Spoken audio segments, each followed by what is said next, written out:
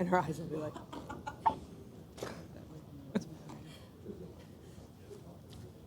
Good morning. This is a special meeting of Glendale City Council. Roll call, please. Councilmember Brotman, Here. Devine, Here. Kasakian, Here. Najarian, Here. Mayor Agajanian. Present. Again, good morning, everyone, and welcome to the May 12, 2020 special meeting of the Glendale City Council. Due to the evolving situation with COVID-19 and the health recommendations from LA County Health Department, the Glendale City Council meeting will be available to the public electronically. Due to social distancing requirements, the public will not be able to attend the meeting. The public is encouraged to watch and participate from the safety of their homes to practice social distancing. This meeting can be viewed on local cable channels, Charter Cable Channel 6 and Spectrum Channel, and AT&T Uverse Channel 99. You may also stream online through our website, www.glendalecalifornia.gov, by scrolling all the way to the bottom of the web page and selecting live streaming, which is the third icon from the left. For public comments and questions during the meeting, call 818-937-8100. Please do not call in advance of the agenda item. City staff will be submitting these questions and comments in real time to the appropriate person during this special meeting. With this being said, may I have roll call, please? We did that anyway. sorry. Thank you. Next item, please. The agenda for Tuesday, May 12, 2020, special public meeting of the City Council was posted on Tuesday, May 5th, 2020, on the bulletin board outside City Hall. Thank you. Next item, please. Administrative Services Finance regarding Budget Study Session 2, summary of all funds by type, departmental dashboard, capital improvement program, proposed citywide fee changes. City Manager Beers. Yes, Mayor Agajanian, members of the City Council, good morning. As our City Clerk, Mr. Ajemian, read into the record, we are here for our second budget study session. We will have a third one next week on Measure S with budget adoption and hearing in the same evening on June 2nd. For today's agenda, we are going to cover the summary of all funds by type, departmental dashboards, and many of you have seen these dashboards in the past, and much of the information is very much a rollover budget with very minor adjustments. You will hear about the Glendale Water and Power Public Benefit Programs and budgets and provide us any feedback that you may have on that program. Capital Improvement Program, an update on the CIP, and we'll provide you with information related to any new projects. Proposed citywide fee changes, very, very minor this year in terms of what those fee changes are, based on all of the issues at hand related to COVID. And as we always do, give you the calendar upcoming for the budget and, of course, answer any questions that you may have, Mr. Mayor and members of the City Council. With that, I'd like to ask Ms. Flynn to take you through the slides, and we will start on slide 4. Thank you. Ms. French. Good morning, Mr. Mayor, members of the council. It's our pleasure to present to you Budget Study Session Number 2, the second of the 3. As Ms. Beers mentioned, she went through our agenda, so we will jump right to, oops, sorry. Let me get the slides going here. While you're doing that, can I ask a question of our mayor? Can we break in and ask questions on each slide rather than wait to the end? Because I think it'll be easier that way. There's a lot of detail here. Right. Okay. You let me know, we'll stop and answer your question. Okay. I'll try to look up and get cues, so just wave at Yeah, me. take pauses every once in a while. Take a I'll- breath and be. I'll There's a try- lot here. I'll try and breathe. Absolutely, there is a lot. Okay. So as we start on slide 4, this will give you a full picture of the proposed fiscal year 2021 appropriations by all fund types. And I'll point out that the first column in the chart is the adopted fiscal year 1920 budget, and that does include the Measure S spending appropriations that City Council approved during last year's budget study sessions and that are in place for this current fiscal year. The proposed fiscal year 2021 column does not include any carryover or new programs for Measure S spending yet. And once we have that discussion with council next week, we will add those programs in as directed by council. So the general fund, being the largest of all the governmental funds, has the proposed budget next year of $238.8 million. Again, does not include any of the Measure S monies that were appropriated for this current year as carryovers or any new appropriations from Measure S. So you'll see that there is an increase in the general fund without Measure S of $1.8 million, mainly due to PERS rates, MOU adjustments for certain bargaining groups, as well as medical insurance, and that's offset by our $5 million vacancy savings that we've incorporated into the budget due to our normal vacancy factor as well as the hiring freeze that we currently have in place. Our special revenue funds have a proposed budget of $114.7 million. That shows an increase of a little over $5 million over the current fiscal year adopted budget, primarily due to the additional direct assistance program funding that we get from various grant providers.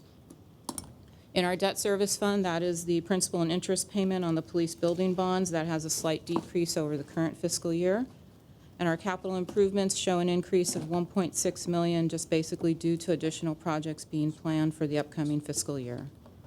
Enterprise funds, those are where all our proprietary electric, water, sewer, refuse operations reside, showing a net decrease of $32 million over the current fiscal year adopted budget, and that's due to a variety of factors, mostly in electric and water utilities and the cost of purchased power as well as water.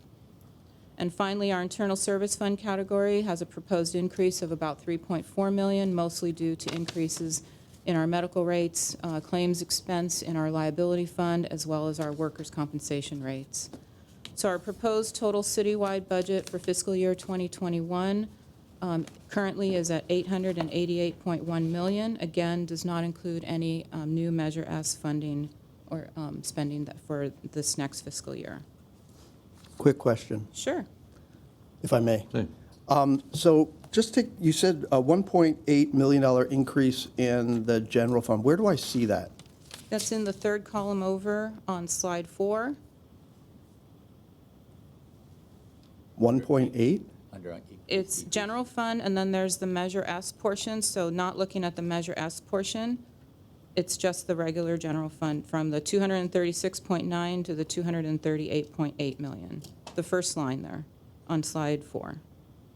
Okay, so up 1.8 million, and that's, you're saying PERS, medical insurance increases, some of the MOUs, I Correct. guess? And then offset by salary savings from our vacancy factor that we have built in. Right, so up 1.8, okay. And then the decrease of 22 million in the capital improvement funds, that's primarily because we haven't put the Measure S in yet? Correct, correct. Okay, all right, thanks. Sure. Okay, moving into our departmental dashboards. The Administrative Services Finance Department, that's my department, it's up first. This is basically in alphabetical order. I didn't put myself first on purpose, but. So you'll see we have a proposed budget for fiscal year 2021 of about $6.5 million. It includes one additional position to our head count in our full-time category. That was a vacancy in another department that was redirected to finance for our applications team. Additionally, we're going to be doing a citywide fee study. So the increase in our budget is primarily due to the new position as well as the $100,000 estimate for our citywide fee study and other PERS and benefit increases for the year. Our highlights include a citywide fee study, as I mentioned. We are going to be going through a major upgrade to our Munis enterprise system for, that covers all of our financial reporting as well as HR. So we'll be coordinating with HR and ISD for that. And we always, as usually, continue to seek for opportunities to enhance our general fund revenues. Question, Yes. because I'm new to this. So these departmental highlights, are they generally looking forward? These are Yes. projects that you're going to be working on, not retrospective. Okay. And when you say continue to seek opportunities to enhance general fund revenues, do you have anything specific on that? We have consultants that help us with UUT and TOT.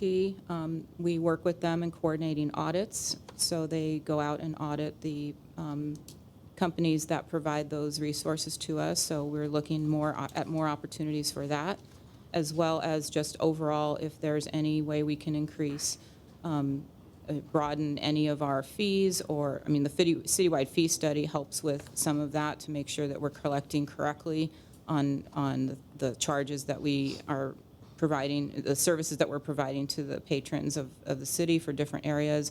And just in general, if there's any new legislation that comes up, that we try to pursue something that would be beneficial to the city.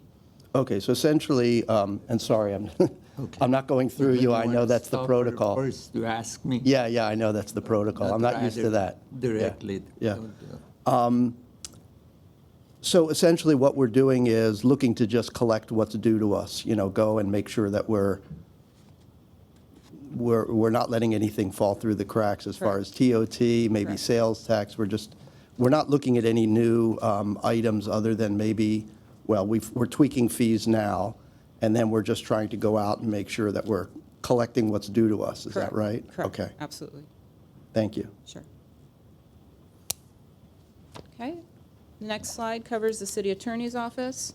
City attorney has a proposed fiscal year 2021 budget of approximately $12.9 million, and that's broken out into two funds, as you'll see at the bottom of the slide. They have the general fund portion of about $4.6 million and the remainder of about $8.3 in the liability insurance fund. The liability insurance fund pays for all of the city's insurance premiums for various coverages, not including medical or dental. It's things like general liability, auto, property, et cetera. They also pay for claims and settlements that the city incurs. So the increases in that fund are mainly due to increased claims expense as well as the increase in our premiums. And the highlights for the city attorney's office includes advise and assist with the environmental review and procurement of the Grayson Energy Center project and implementation of clean energy, distributed energy resource programs, as well as advise and assist with Public Works on the completion of the commercial solid waste franchise procurement. Mr. Mayor? Yes. Um, Najarian. Mr. City Attorney, can you remind us on the liability insurance what our self-insured retention is? And then, Thank you, Mr. Mayor, members of council. The city's liability fund, the self-insured retention is $2 million, meaning the city is responsible for that first $2 million on any claim or case up to $2 million, both whether it's litigation expenses or actual payment to a plaintiff or a claimant. And then after that, the city's excess coverage kicks in. okay, at some point, perhaps not now, I'd like to get a review about what actions are covered by the insurance. Sure. And it's kind of a wonky discussion, but at some point, maybe Sure, I we mean, can the brief short answer council. is it's any sort of claim that could give rise to Right. damages that the city has to pay, but we can talk about what the breadth of that is. Right, okay. Some other I time. mean, council desires. intentional acts Right. and theft and all, I mean, it's a big discussion, but at some point, I'd like to review that. Mr. Burton. Yeah, thanks. So let me just check here. So how many attorneys do we have right now? We are budgeted for 12 attorneys and currently with 11. Okay. And so the M&O, is that mostly outside counsel? The M&O for the general fund or the larger category? I mean, the M&O. The M&O here under, The 8.3, The that's the 8.3. liability fund. oh, that's the, Yeah. okay. Mr. Brotman, the top left corner of the slide shows the entire budget for the department, Right. so that's going to include all funds. And yes, that would be mostly in the liability fund, the M&O piece. Okay. Where would we, Okay. yeah, where would we see outside counsel fees? Mr. Mayor, members of council, we can certainly put together a budget memo for that. That's not something we disclose in the public setting, because especially as it relates to litigation. Right. But we have that information we can provide it to the council. But in here, where would that number show up, I guess, is what I'm asking. It would show up in M&O. Okay. And so, just so you, we have, under our general fund, we have some contractual services, so just sort of ongoing firms, that's a smaller piece. But when we hire outside counsel for litigation, it's usually funded by the liability fund, because it's being paid for through the liability account. I see. So some of the salaries and benefits we're seeing here, that 4.566, some of that is outside counsel that we have on retainer? No, that would be, No. that would be. That would all be in M&O. Correct. Okay, okay, thank you. Councilmember Najarian. Back to insurance, do you know offhand what our policy limits are? So for the excess coverage, we have 2 policies that cover up to $25 million. Okay, and you think that's sufficient? Yes, Okay. I mean, barring correct. a huge catastrophe that's our fault. And do the premiums that we pay come out of the liability insurance fund? Yes. So that's all. And as Ms. Flynn noted, they've gone up. They've gone up, I'm sure. Okay, thank you, Mr. Mayor. Thank you. Mr. City Attorney. Ms. Flynn. Mr. Mayor? Yes, please, Councilmember Kasaka. Yeah, so, Mr. City Attorney, you said that, well, just to be clear, so the outside counsel costs to the city are included in that 8.3 M&O number? Yes. Yes, except for some contractual services contracts we have through the general fund. And the reasoning for us not disclosing how much money is spent on outside counsel is what again? We could certainly disclose on a general basis what the cost is, but it's I don't know any city that discloses on a case-by-case basis how much they're paying on a Yeah, particular but I matter. don't think anyone really here wants to know the case-by-case basis. We just want to know how much money we're spending on outside attorneys, attorneys outside of the attorneys that we have on staff. I'm just assuming that's what the Councilmember Brotman wants to know. I know that's certainly what I would like to know. I know that's what generally the public would like to know. We can get that information and provide it to the council. How soon? Probably by later this week. Okay. Thank you. Okay, Ms. Flynn. Okay. Slide 8 covers the city clerk's budget, and they are pretty steady from fiscal year 1920 to fiscal year 2021 proposed at a little over 1.1 million. Slight decrease in their budget is basically as a result of a downward shift in a vacant position. That's a slightly lower salary and benefit rate. Their highlights include implementing a new public records request management system, continual scanning and logging of city records, as well as implementing passport services. Mr. Mayor? Yes. So what I was expecting to see a bigger savings here, because we are now down a position because Mr. Ajemian is now our city clerk. And to my knowledge, we're not backfilling. So wouldn't we be saving an entire salary here? Mr. Mayor, Councilmember Brotman, that vacancy is still factored into the budget for the city clerk's position in the event that it is filled. It has not been eliminated from the budget. The vacancy has not yet been eliminated from the budget, so it is still represented in the budget. So when As it's a vacant. represented in the budget as a vacancy, it's still budgeted for? Whether it's filled or not, it is then considered within the hiring freeze and vacancies, and we have a $5 million line item that is a savings, basically, in terms of the vacancies that we have in place. So you wouldn't see it necessarily, some of the vacancies within each department. The reductions that you may see in some of the departments may be related to reduction in hourlies based on the fact that we're not providing certain services right now, as well as changes within the hourly budget, by way of example, with city clerk, based on the fact that, and Mr. Ajemian can answer this better than I can, based on the fact that we may not have as many hourlies because we don't have an election upcoming. And so, again, you wouldn't see it line item by line item because it is Okay. budgeted for. So that savings is in the 5 million? Correct. Got it. Correct. Thank you. One question. Yes. So those savings are actually realized at the end of the fiscal year when the position is not filled? Correct. So it's sort of going forward? Correct. Last question. We're doing passports now? Mr.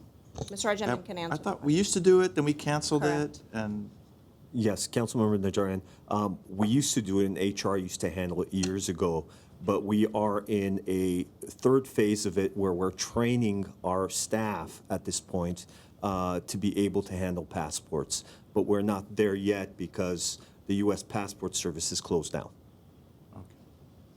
so. We still got 2 more phases before we catch up until we start processing passports. Okay. All right, thank you. Thank you. Ms. Flynn?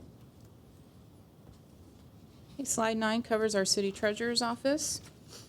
City treasurer has a proposed budget of $941 million, all in the general fund.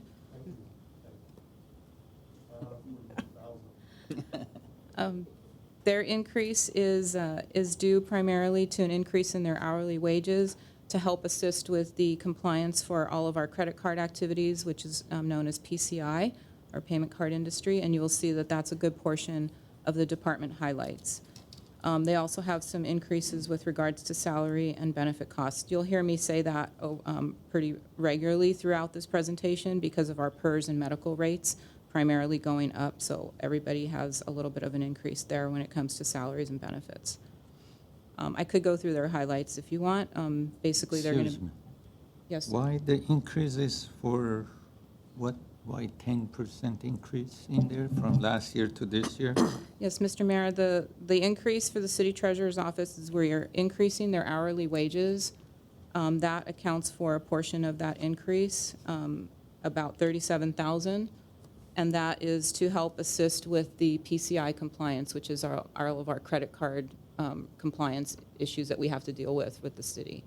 All the points of sale where we collect by credit card, there's certain protocols that we have to follow that are placed upon us. Did you say 37,000? Yes, the hourly wage increase is 37. The remainder is in salaries and benefit increases. Nice. Thank you. Mayor, Yes. Ms. Councilmember Najari. So recently, we have heard that a contract that the state of California entered into for face coverings was detected to be an unusual transaction by the state treasurer. And they raised the red flag, and eventually that deal was unwound.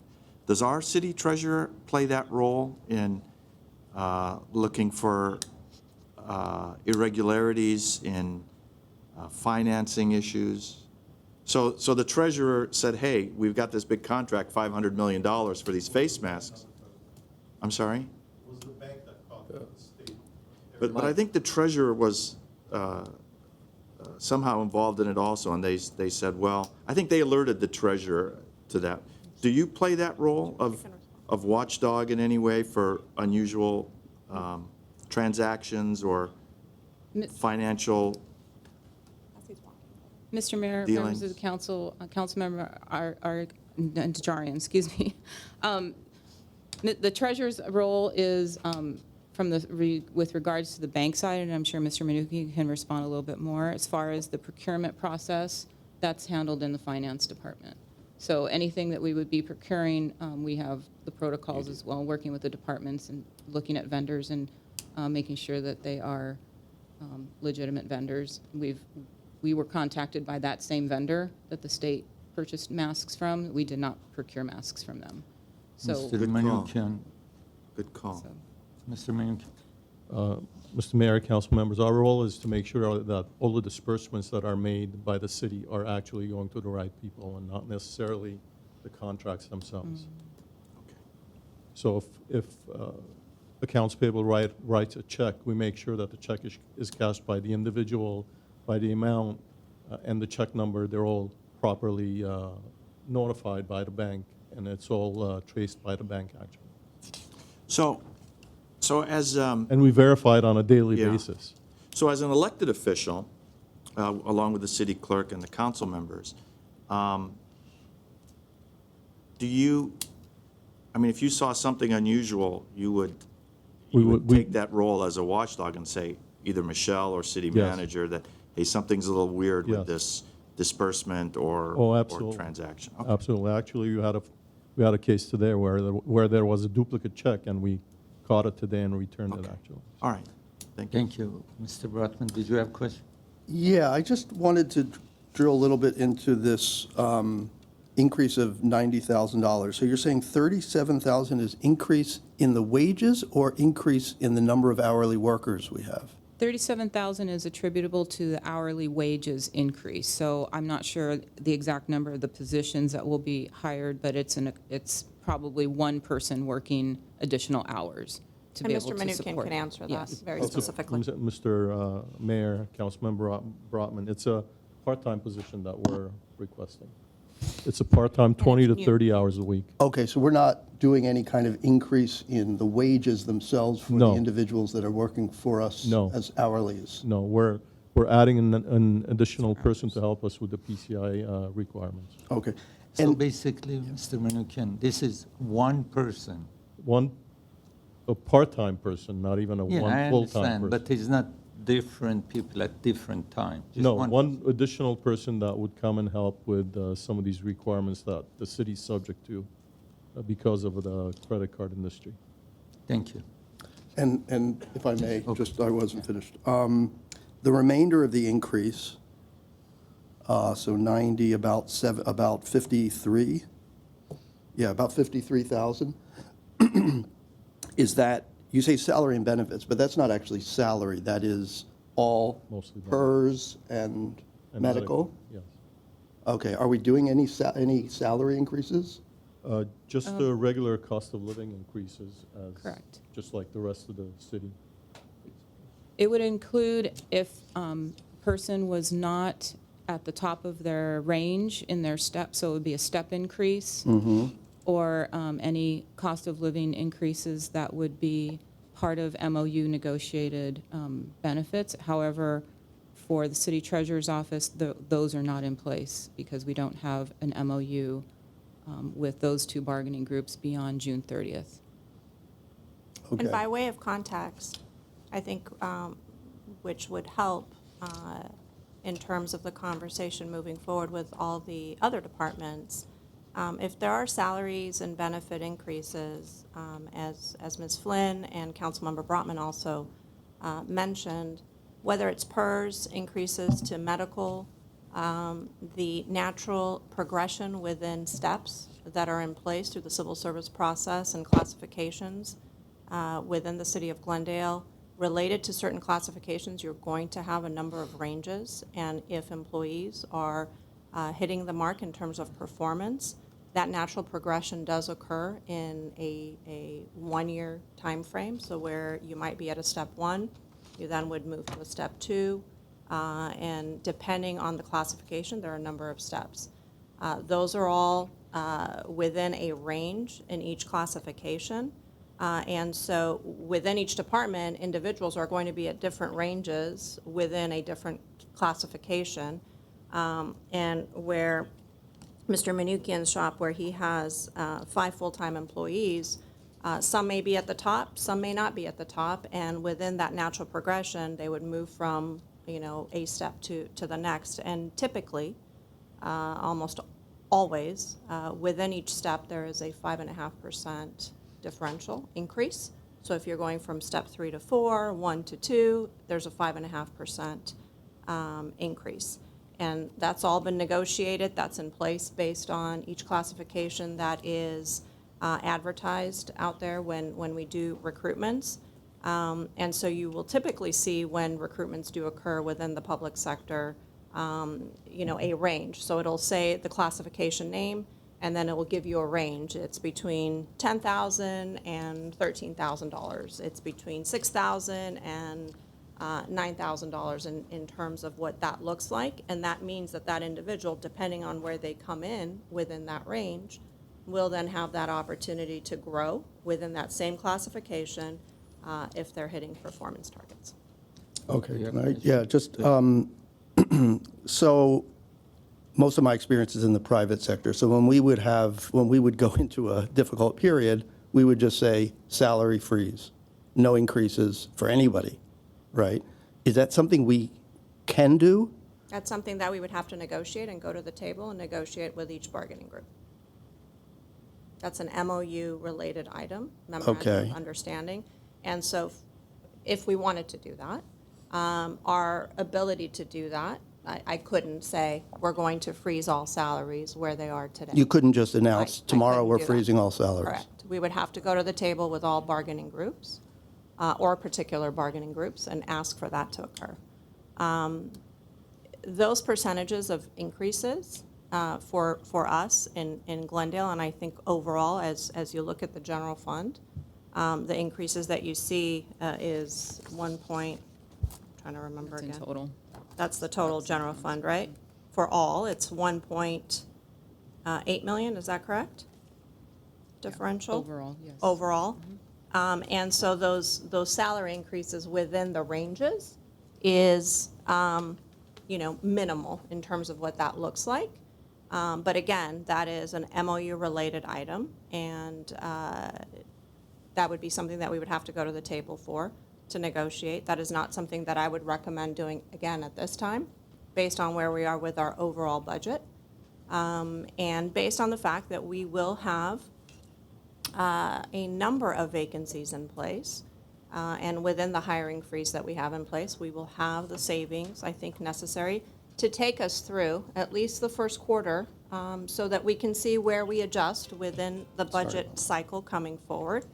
And again, if at any point myself and the team feels that we have to come forward to the city council and have the discussion related to whether it's freezes that are MOU related, whether it's related to any sort of reductions in the services that we provide to the city of Glendale, and commensurate to those reductions come layoffs. If we were in any scenario such as that, myself, Ms. Flynn, and the team would be the first individuals to come and alert the council that we need to start that process. And having gone through a number of reductions throughout the years within the city of Glendale, and having worked on scenarios already related to what that may look like, much of that information is in place for us to be able to react to if necessary, if that time were to come. So it's not like, we would be behind the 8 ball in terms of putting some of those pieces together. So hopefully that answers some of the questions that were brought up. Since this came up, I want to, people outside, Glendalians are going through a extremely difficult time. And I just wonder if we have to furlough our employees 1 or 2 days, how the process gonna be? If Just the we- process. Sure. Again, I would not recommending going down the path of furloughs, and I want to be very clear about that. As your city manager, as I sit here today, my recommendation to the city council has been, since we started with this unfortunate timeline of COVID-related issues, uncharted territory, has been we have to be extremely measured in the decisions that we make and not react to what may be happening around us. But a very good question, Mayor Agajanian, because we do see many individuals, whether in Glendale or, the county, the state, and the nation, who are part of these issues related to layoffs, unemployment, hours being cut, et cetera. If this council wanted to go down the path of having these discussions of furloughs, by way of example, we would have to go and have those discussions with the employee groups, and it would be a negotiated item for us to talk about in terms of concessions. It is, again, not something that I could, or any one of us could, without going to the table and bargaining for those concessions. And that process is, as you know, it takes time, and it's a back and forth in terms of the conversation with each of the groups and what that bargaining may look like and the concessions may look like. So to answer your question, we would have to negotiate that. And so I just, again, want to be very clear about allowing us the opportunity to get through the budget for 2021 and allow us the opportunity to learn to see what is happening in July, August, and September each month before we make any decisions related to cuts within the organization, if that would even be necessary. We're quite different from other organizations that you may hear about in the news based on the number of employees we have working, based on the size of the city of Glendale, our revenue base. And the cuts, I think, that this council and other councils have made in the past, in the last 10 to 15 years, in terms of helping balance not just the budget on an annual basis, but trying to structurally balance the budget year after year. Not easy, because we are large, because we do have very large cost drivers, such as pensions, and balancing the budget to make sure that we continue to provide the services to the 200+ thousand people who live here, as well as those who come to work and play in Glendale. It has to be measured. Thank you, but just I'm worried when you say we will look into it in July, August, September. I don't want to see a situation that what happened in Santa Monica, which they laid off 227 employees. So we have to be careful not to put us in a position that we have to lay off anybody. That's a concern of mine, so I want to raise the issue now and maybe to go slower or do something now rather than waiting until we come to an emergency situation. With that, okay, you want to answer that? Absolutely agree with you, Mayor Agajanian, members of the City Council. We would not want to put you as the policy decision makers in an emergency situation to begin with. And that's why I say measured approach. That's why I think in terms of laying out the budget for 2021, we have requested to dip into our reserves, and the reserves would be brought down to 30%.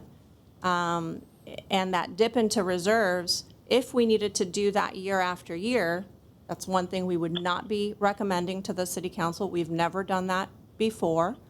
But boy, if there's any rainy day, this is the rainy day that we're all dealing with, and something that is uncharted. And for the allowance of this team to, again, look to see what's before us on a monthly basis and raise the flag in advance of it becoming an emergency is our goal.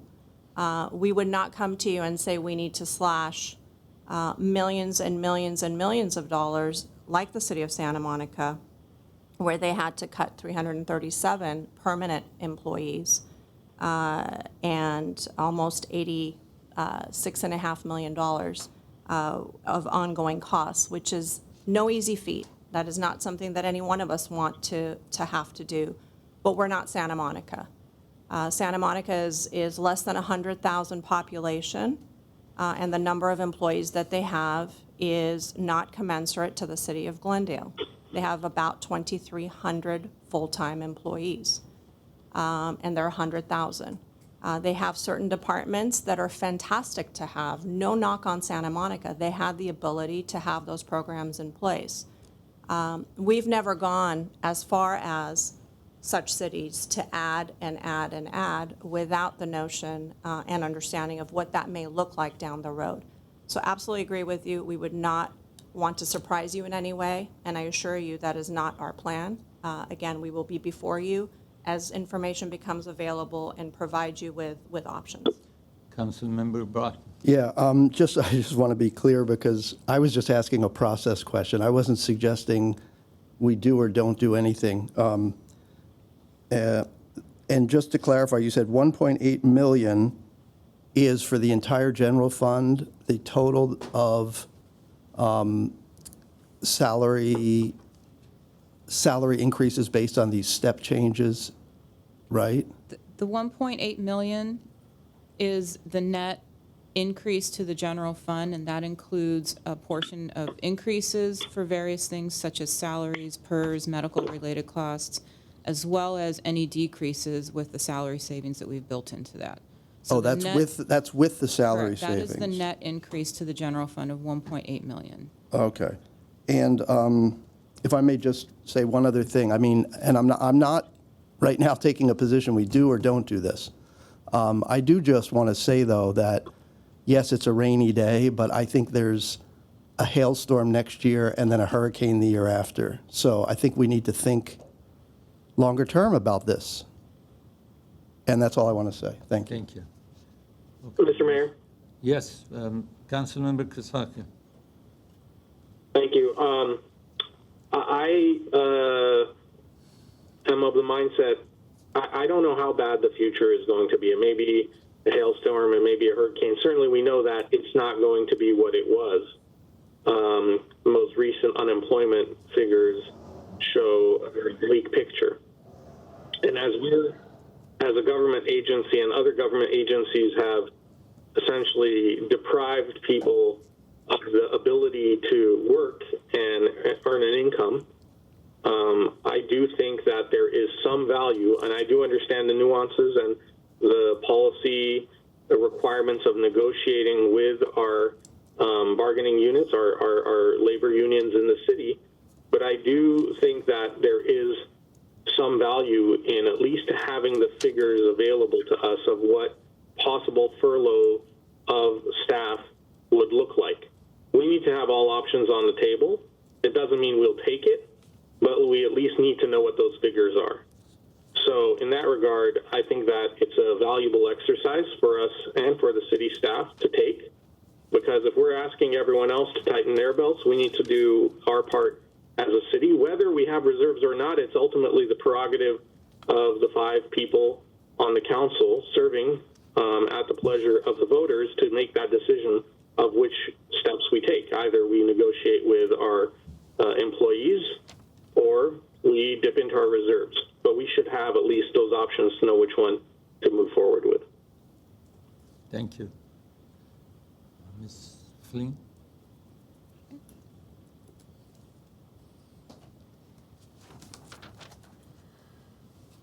Orm? Go ahead. Thank you. Okay, slide 10 starts the Community Development Department. They have a total proposed budget across all of their funds, which you'll see the breakout on the next slide, of a little over $62 million. The large maintenance and operations amount, the M&O amount there, is relative to their proposed budget is primarily because of the actual program funds, or what we refer to as direct assistance, in the various grant funds that they manage, and this does include Section 8 vouchers. CDD has a decrease in their staffing. They gave up 3 full-time vacant positions, and those positions were redirected to other departments to fill, such as the one I mentioned for my department in finance. Highlights include implementing a new land management system with ISD, finalizing design and award construction contract for Artsock Avenue, Paseo, establish a startup accelerator or pre-accelerator, rewrite Title V of the GMC relating to permits and licenses, and complete the West Glendale Sustainable Land Use and Transportation Study. Slide 11 gives you the breakout for community development, and you can see that the general fund is almost $6 million of their entire $62 million budget. Fiscal year, again, 1920 does include the Measure S programs that were approved by City Council that CDD operates, and for the general fund, that's about $5.3 million in 1920. They also have the $20 million down at the bottom of the chart. That is the affordable housing land acquisition budget that was approved by council for Measure S. The increases and decreases within the Housing Assistance Fund, the Home Grant Fund, Affordable Housing Trust Fund, and the Low Mod Income Housing Fund are primarily due to changes in the direct assistance and the grants that we receive and the programs that we are providing in those funds. And the proposed budget compared to the fiscal year 1920 shows that decrease, but once again, it shows a decrease of about 23 million, but once again, when we add in the Measure S appropriations, that overall variance will change. Okay, moving on to slide 12 is Community Services and Parks. Their total proposed budget across all their funds for fiscal year 2021 is $32.6 million. They do have an increase in their full-time staff. Again, vacancies directed from other departments to CSP for 2 caseworkers and 1 administrative position. Hourly positions also have a decrease from fiscal year 1920, basically due to some of the closures as a result of the COVID-19 pandemic. Highlights for CSP for next year: construction of the Stone Barn Nature Education Center at Deukmejian, expanding partnerships with nonprofit agencies, the artificial turf project at Pacific Park, and securing additional workforce development grants to expand the employment services for individuals affected by COVID-19. At the bottom of the slide, you'll see the start of some of the breakout of the department's budget, and a little over 17 million resides in the general fund, which is a decrease again of from 1920. Some of the 1920 does include Measure S spending for the year-round aquatics, as well as the holiday ice rink that council approved this past year. CDBG has a slight increase due to certain expenditures like capital improvement, as well as direct assistance. Slide 13.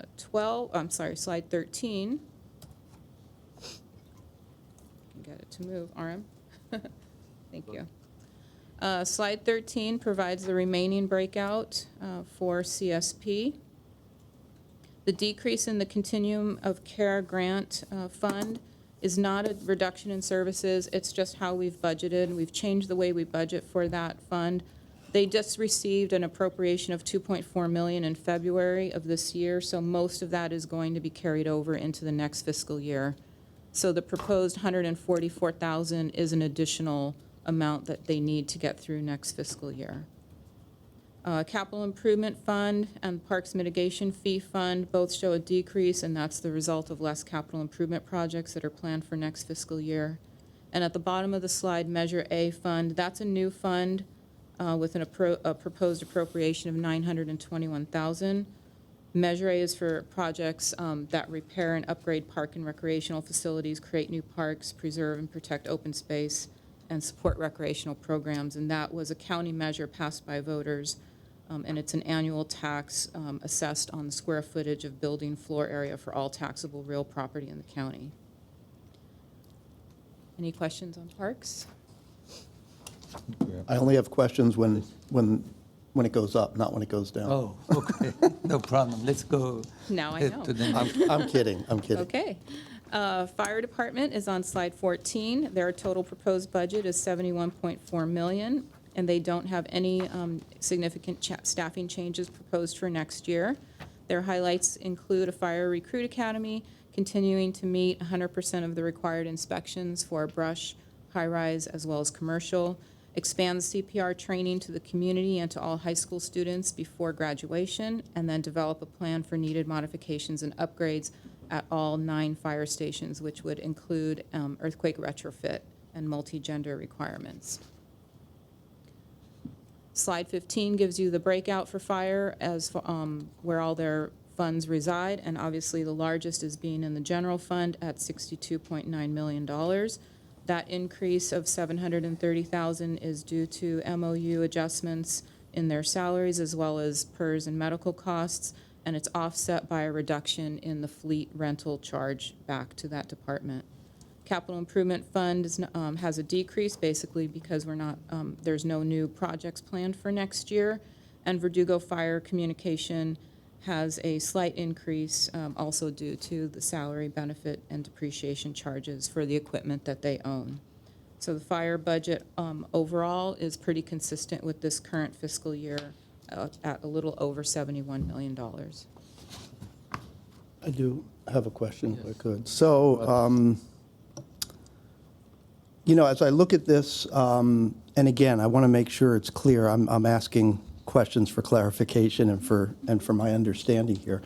But when I look at the fire salary and benefits, $60 million, that comes to about $240,000 per employee across, I guess, across the organization. I would, and I don't know, you've probably done this, but I would really like to see the benchmarking. You know, how are we as far as staff relative to population, understanding that every city is different with its, you know, with its demographics, with its physical environment and everything like that. But I would like to see that, and also to see how much of that is paramedic services, how much of that is related to, you know, dealing with structure fires, how much is related to supporting, you know, wildfire situations. And I'm not asking for that right now, but I would like if we could do a drill down on that and really do a good comparison, because that has been a part of our budget over the last 10 years that's increased quite substantially, as has police. And the comment I'm making here, I would like to do for both police and fire. Okay, thank you.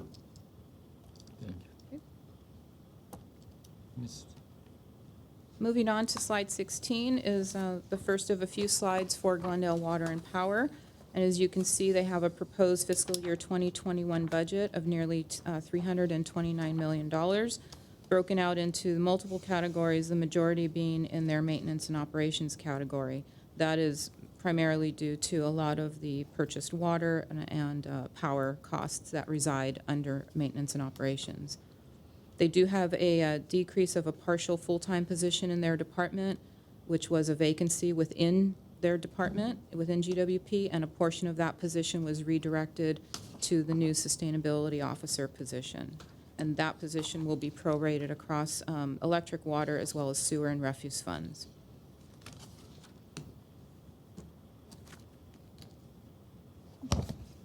Aram, sorry, thank you.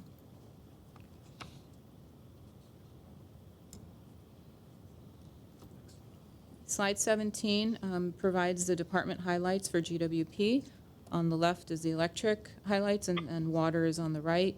I can read a few of these. Continued implementation of the city's fiber business plan, new customer connect for the billing and payment web portal, solar projects on the Civic Center parking garage as well as Fire Station 24, Grayson Energy Center project, and several others.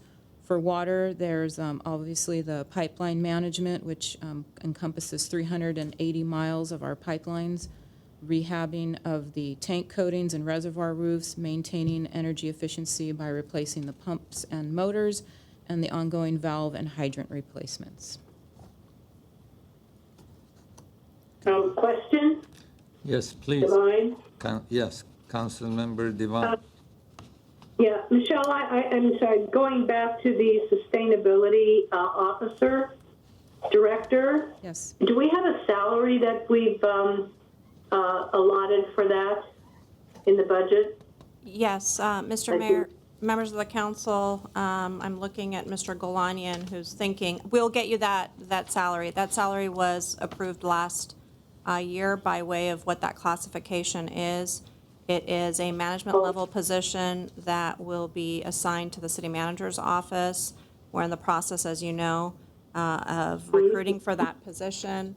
And Mari is fantastic, and she brought it to me. It's the cost of that salary is approximately $108,000. Thank you. Okay, thank you. Thank you. Okay. May I have a few questions for Mr. Zern. So, first of all, in the department highlights, I don't see anything about distributed energy resources, which concerns me, because I think that is one of our big pushes for this year. It certainly should be. Why is that not listed under department highlights? Mr. Mayor, Councilmember Brotman, it's actually. I don't think you're on. Sorry. How's that? Can you click on it, tap on it? The red light's on. It's working. That was actually encompassed under the general Grayson Energy Center project. So that includes all of the aspects of the clean energy RFP. Okay. So it's all included there. You'll see, as you see, we've changed the name. So it's no longer the Grayson Power Plant. It's the Energy Center, which encompasses a variety of different types of energy. Now, some of that may not be located directly at the plant. But Excuse me, I don't think that microphone's working. Oh. Yeah. Maybe you have can't to talk directly to the microphone. Steve's never had. Without Directly. Without, without touching it, right? 'Cause we have- No, you were looking to your right, and Yeah. so, How's that, Ms. Devine? can you hear now? Thank you. Yes. Okay. Yeah. So let me just briefly repeat. Mr. Brotman's question had asked about the distributed energy aspect of our energy procurement. That's all rolled under the Grayson Energy Center project. So no longer do I necessarily call it the Grayson Power Plant repowering. It's this all-encompassing project that includes distributed energy, storage, whatever level of thermal that we may end up with. Those are all included under here. And then the next item was breaking out a little bit more was large-scale purchase projects like Eland and Open Mountain that we've recently consummated. So that's Yeah, a few more. Mr. Brott? Yeah, so I hope I can be heard. Yeah, I would have liked to see that broken out. I mean, it really is very different. I know it goes into our whole energy mix, it goes into the question of Grayson, but it really is quite different, right? It's distributed energy around the city. It's not part of an energy center per se. But anyway, that's just, I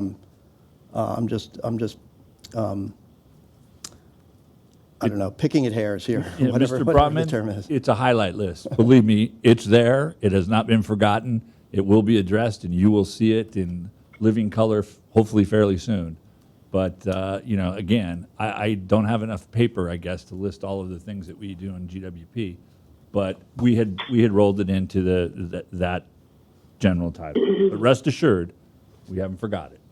Okay, could you just explain what the Clean Fuel Reward Program is? I'd like to understand what that is. So there's a state under the California Air Resources Board. There's a low carbon standard, fuel standard. And it's a program we've been involved in. The program's about to take a different twist. It's, I think, improving.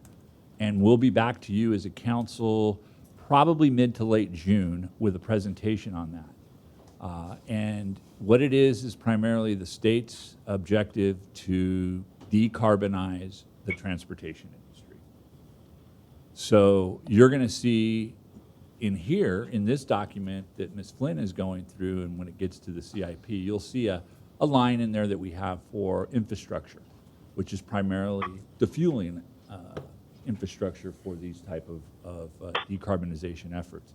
Right now, it's electric vehicle charging stations, could be hydrogen stations. And then the program generates money that has been used to incentivize the purchase of electric vehicles. You could use it to help augment the electrification of your transit system. And it has always been on a basis of the consumer would have to apply for a rebate. I think the great advantage to the program coming is the rebate's now going to be applied at the dealership. So as you go in there and you buy, and you're a resident of Glendale and you buy an automobile, and you are eligible for being a resident, the Glendale rebate, it is applied immediately to your purchase. There's no filling out of paperwork after the fact. There's no trying to do the addition in your head and go, is it worth it? It's right there, point of purchase, which I think is a great benefit. And our continued participation in the program, I think, has a lot of long-term benefits in trying to essentially, I don't want to just say electrify the transportation system, because it may go beyond just electrification, but let's just call it decarbonization of the transportation system. Right. But you'll get a full presentation on that in about a month. Okay, yeah. Mr. Brott? Yeah, the streetlight LED conversions, now we've spoken before, and I think you've completed about 35% That's correct. through the city. What is your plan for this year? Where do you think you'll get by the end of this fiscal year as far as LED streetlight conversions? Well, Mr. Brotman, I'd love to tell you that we are pushing forward as aggressively as we can, and we are. We have a very small streetlight crew, so it's very, very difficult. It's a single crew that does all streetlight work. I have them working as much overtime as they desire to focus on just LED conversions. But as I have spoken to at least a couple council members in the past, it isn't always the easiest thing in the world to do in converting the lights, because there is a lot of personal taste and aesthetics that go into the lighting. And neighborhoods as a whole have not reacted similarly or positively to all of our enhancements. So we've had neighborhoods where, you know, folks who I would describe as very environmentally conscious just totally tell us to take them out and put back in the old lights, the high pressure sodium. My position is I don't want to go back to high pressure sodium. So we'll continue to work with the residents. There's the Kelvin chart, some of you may be familiar with, which is the whole spectrum of how LED lights work, from brightness to color. Is it more white? Is it more blue? Is it more yellow? Is it more brown? And what is the brightness? And we've been struggling a little bit in some neighborhoods with trying to get that right combination. So we've done a lot of outreach. We're doing a little bit more. We work with them. We put in test cases in 4 or 5 locations in the neighborhood, ask them to look at it. Which one do you like better? Which one do you like least? And continue to try to work with them. But to get back to your original question, that slows us down tremendously. So my hope is that, you know, we've got just under 12,000 streetlights. You know, an aggressive program is we could do it in 5 years, but I don't know. We'll see. And it's not a money issue. So it isn't a matter of pushing more money to it. It's just a matter of a limited amount of manpower and time. Couldn't we, can I continue? Couldn't we bring some people on hourly to do that? Because we do generate savings that should offset any cost to swapping out those Absolutely. lights. There's no question. Wouldn't it make sense for us to bring in some hourlies, get that done more quickly, and then realize the savings? And Mr. Brotman, that would be something that I would certainly entertain, but that is a labor relations issue. That would be we would have to meet and confer with IBEW on any contracting of any service. And I can only tell you, I can't say definitively, but the reaction we have had in a couple cases where we'd like to bring folks in on a very limited basis. I'm sorry, I'm not looking at you because I'm trying to maintain the voice, is that, you know, 4 kV to 12 kV conversions. You'll see that. That's one of our ongoing things. We'll be at this for 50 more years if we don't get some help. However, there's been a reluctance on the part of the union to help with that. And my proposal is it's a one-time deal. We bring them in, nobody loses any work. We go through, we finish the project, everybody goes home, and we're back to normal. Same with the streetlights. But it's something we are not opposed to talking to the association or to the union about, and we will bring it up.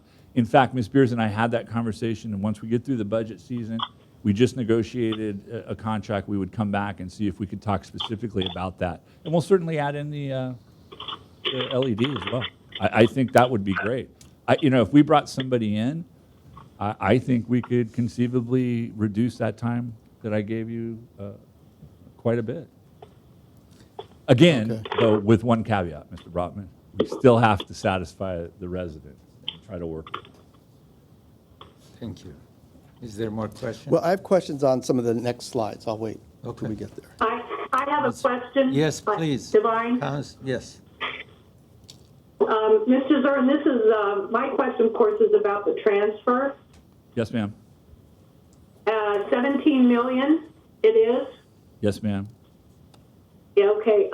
So for what are we going to be using this money? And the most important question to me is this transfer going to be used in the rate calculations again? So I'm gonna just answer the first thing is, if you look at the transfer, there's a significant reduction over last year. Second, about what it's going to be used for, I'll let Ms. Beers talk about that. It's not used, as you know, by the utility. It goes into the general fund for general use.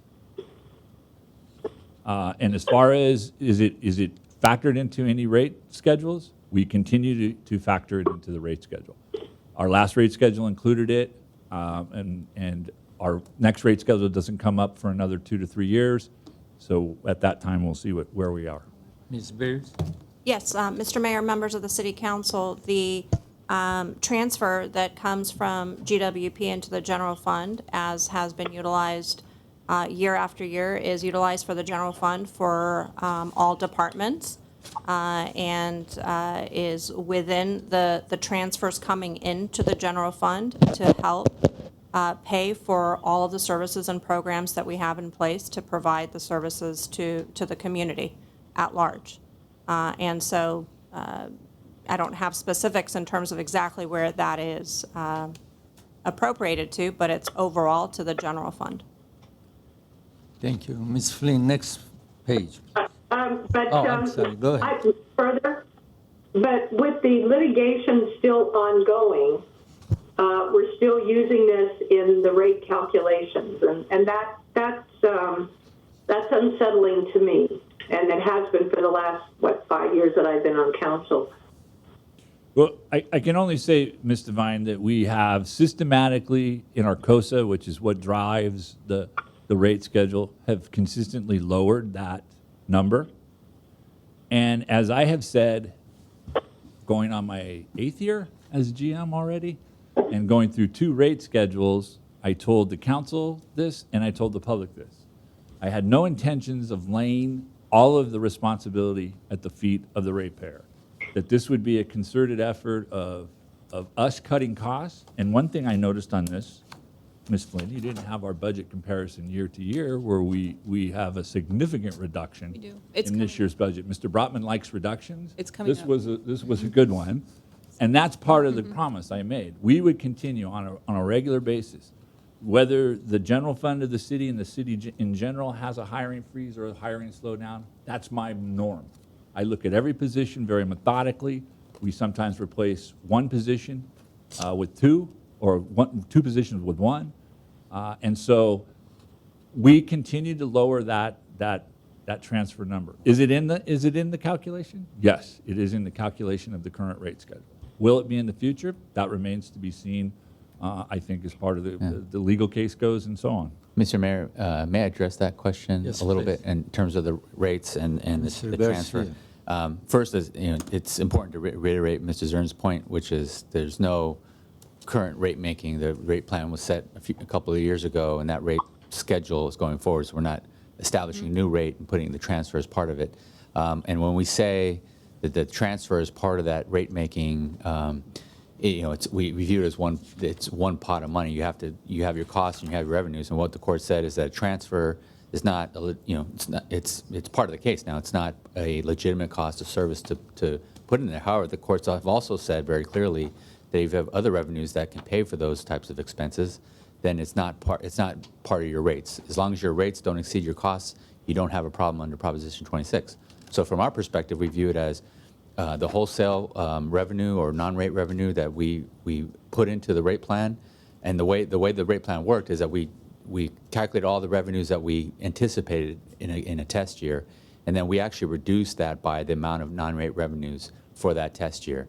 So what the courts have said, that non-rate revenue is not money that is legally obligated to be used to subsidize or rates that ratepayers make. So as a result, as long as your non-rate revenue exceeds whatever non-operating expenses you have, then that's okay. So from a Prop 26 perspective, we feel that we are on solid ground to continue the practice which we've been engaged in for the last 80 years. And in the next slides, we'll be touching on the deferral of some rate increases that are coming up for 2021. And that's something just based on what we're dealing with today with COVID, conversation that Mr. Zern and myself and Ms. Flynn had regarding their ability within GWP to defer a rate increase in the coming year so that folks in the community don't have to take that on based on what they may be going through.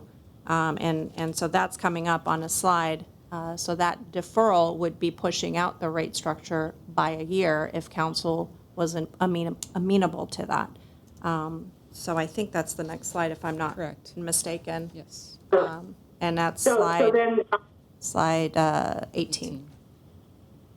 okay. Yes. So what you're saying is, the transfer this year, because there are no new rates. We're not raising the rates. The transfer will not be used in the calculations of any rates for this year and possibly next year. You know, Well, it's probably a little bit outside.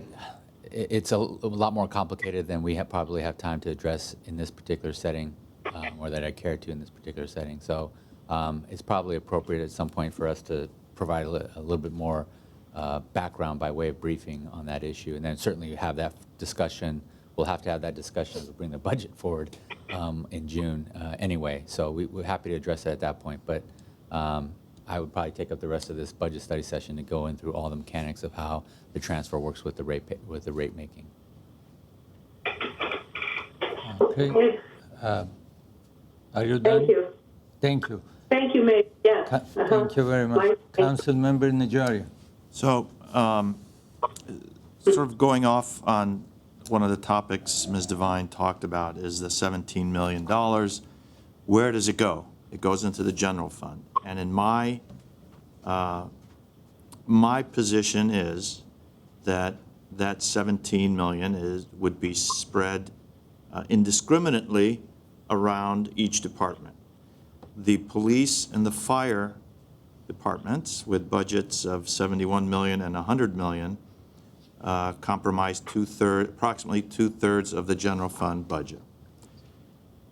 Accordingly, if we were to not make the transfer, the fire department and police department would have to bear two-thirds of the non-transfer, two-thirds of the 17 million.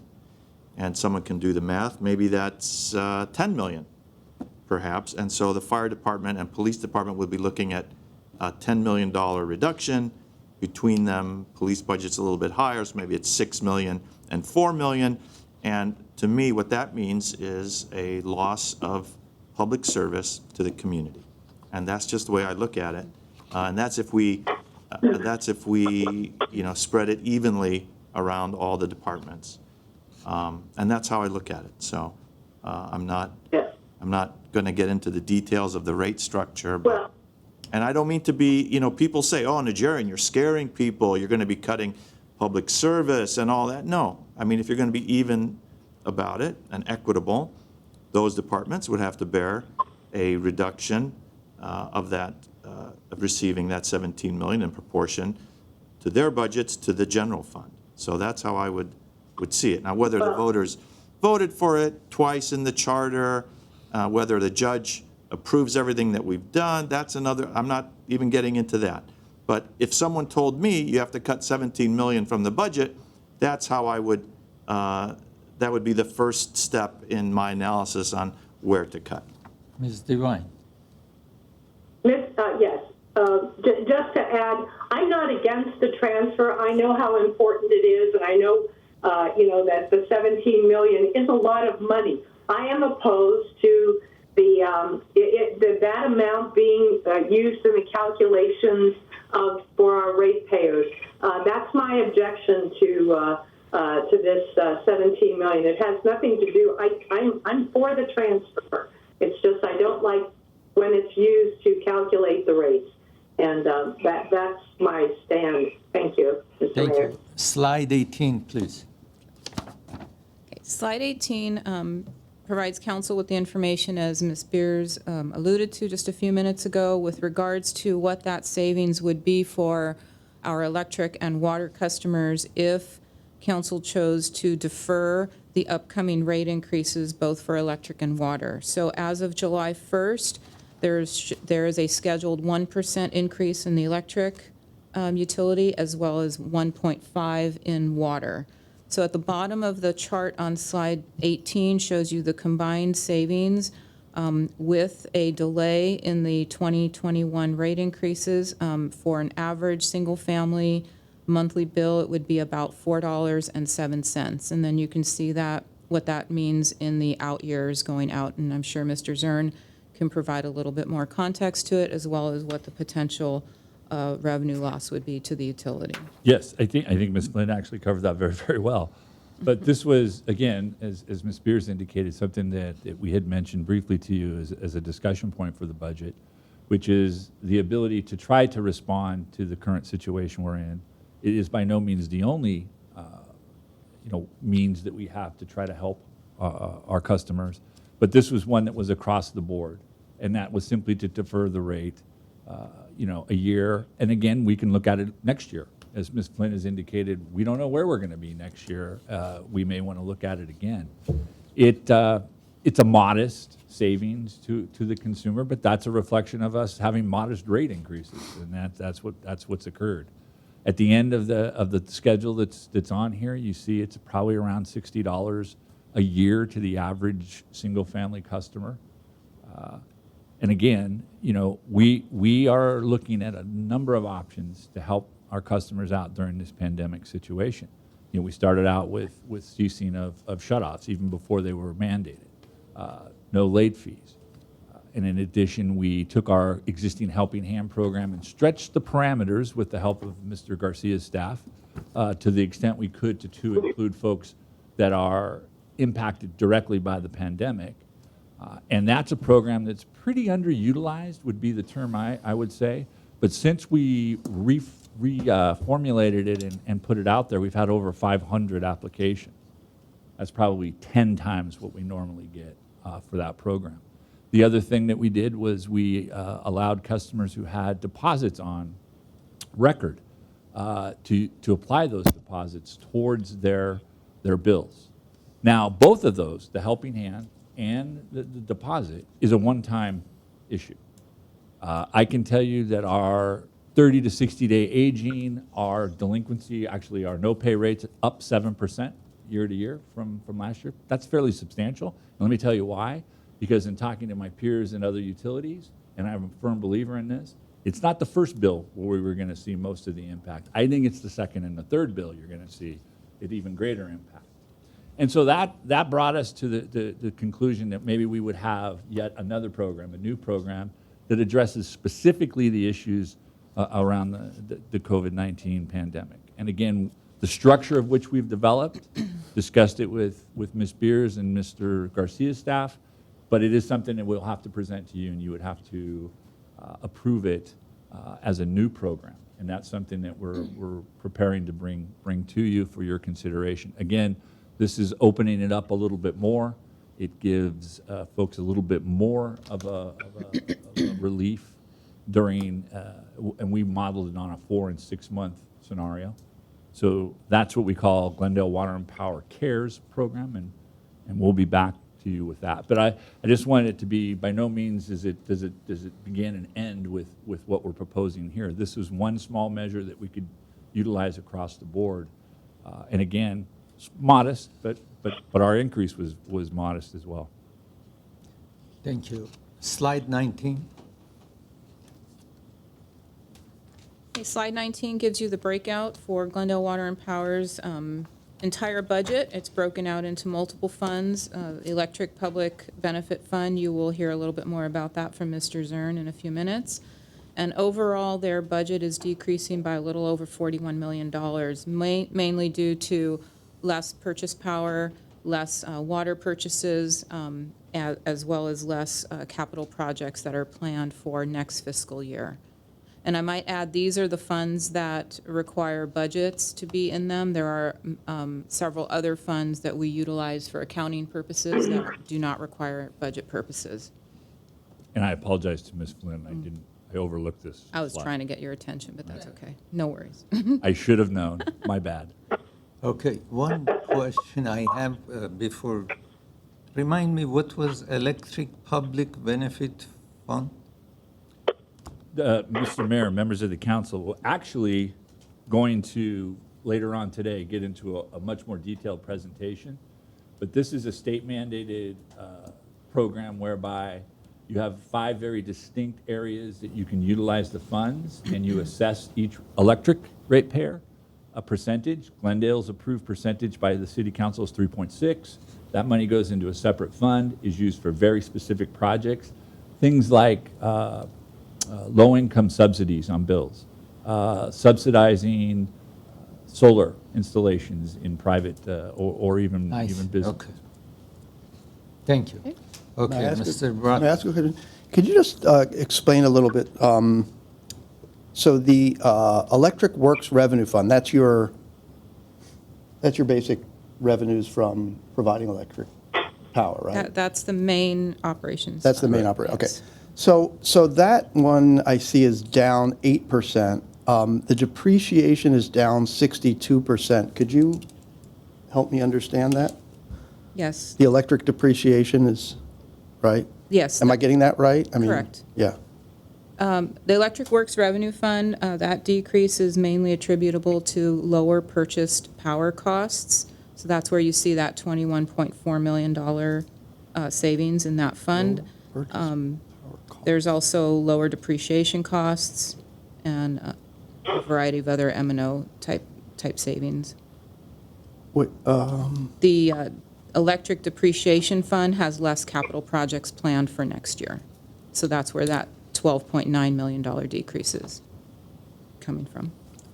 I'm sorry, I'm not following this. So the proposed Electric Works Revenue Fund, 246, Correct, versus this year's 267. correct. That 21 million decline is, Is attributable to less purchase power costs. So contracts and purchases that we make that Glendale Water and Power makes for the residents of Glendale.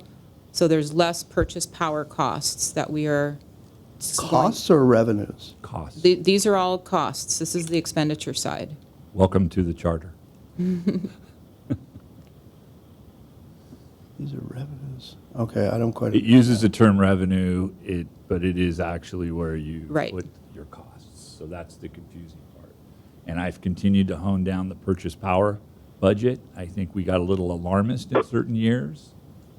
And I can also tell you there's a decrease in salary and benefits in there, among other things, but purchase power is the single largest one. And as Ms. Flynn said, the second one, we have pared down our CIP. We can only do so much work. So there's no sense budgeting for work we have no ability to get to and have it carried on the books.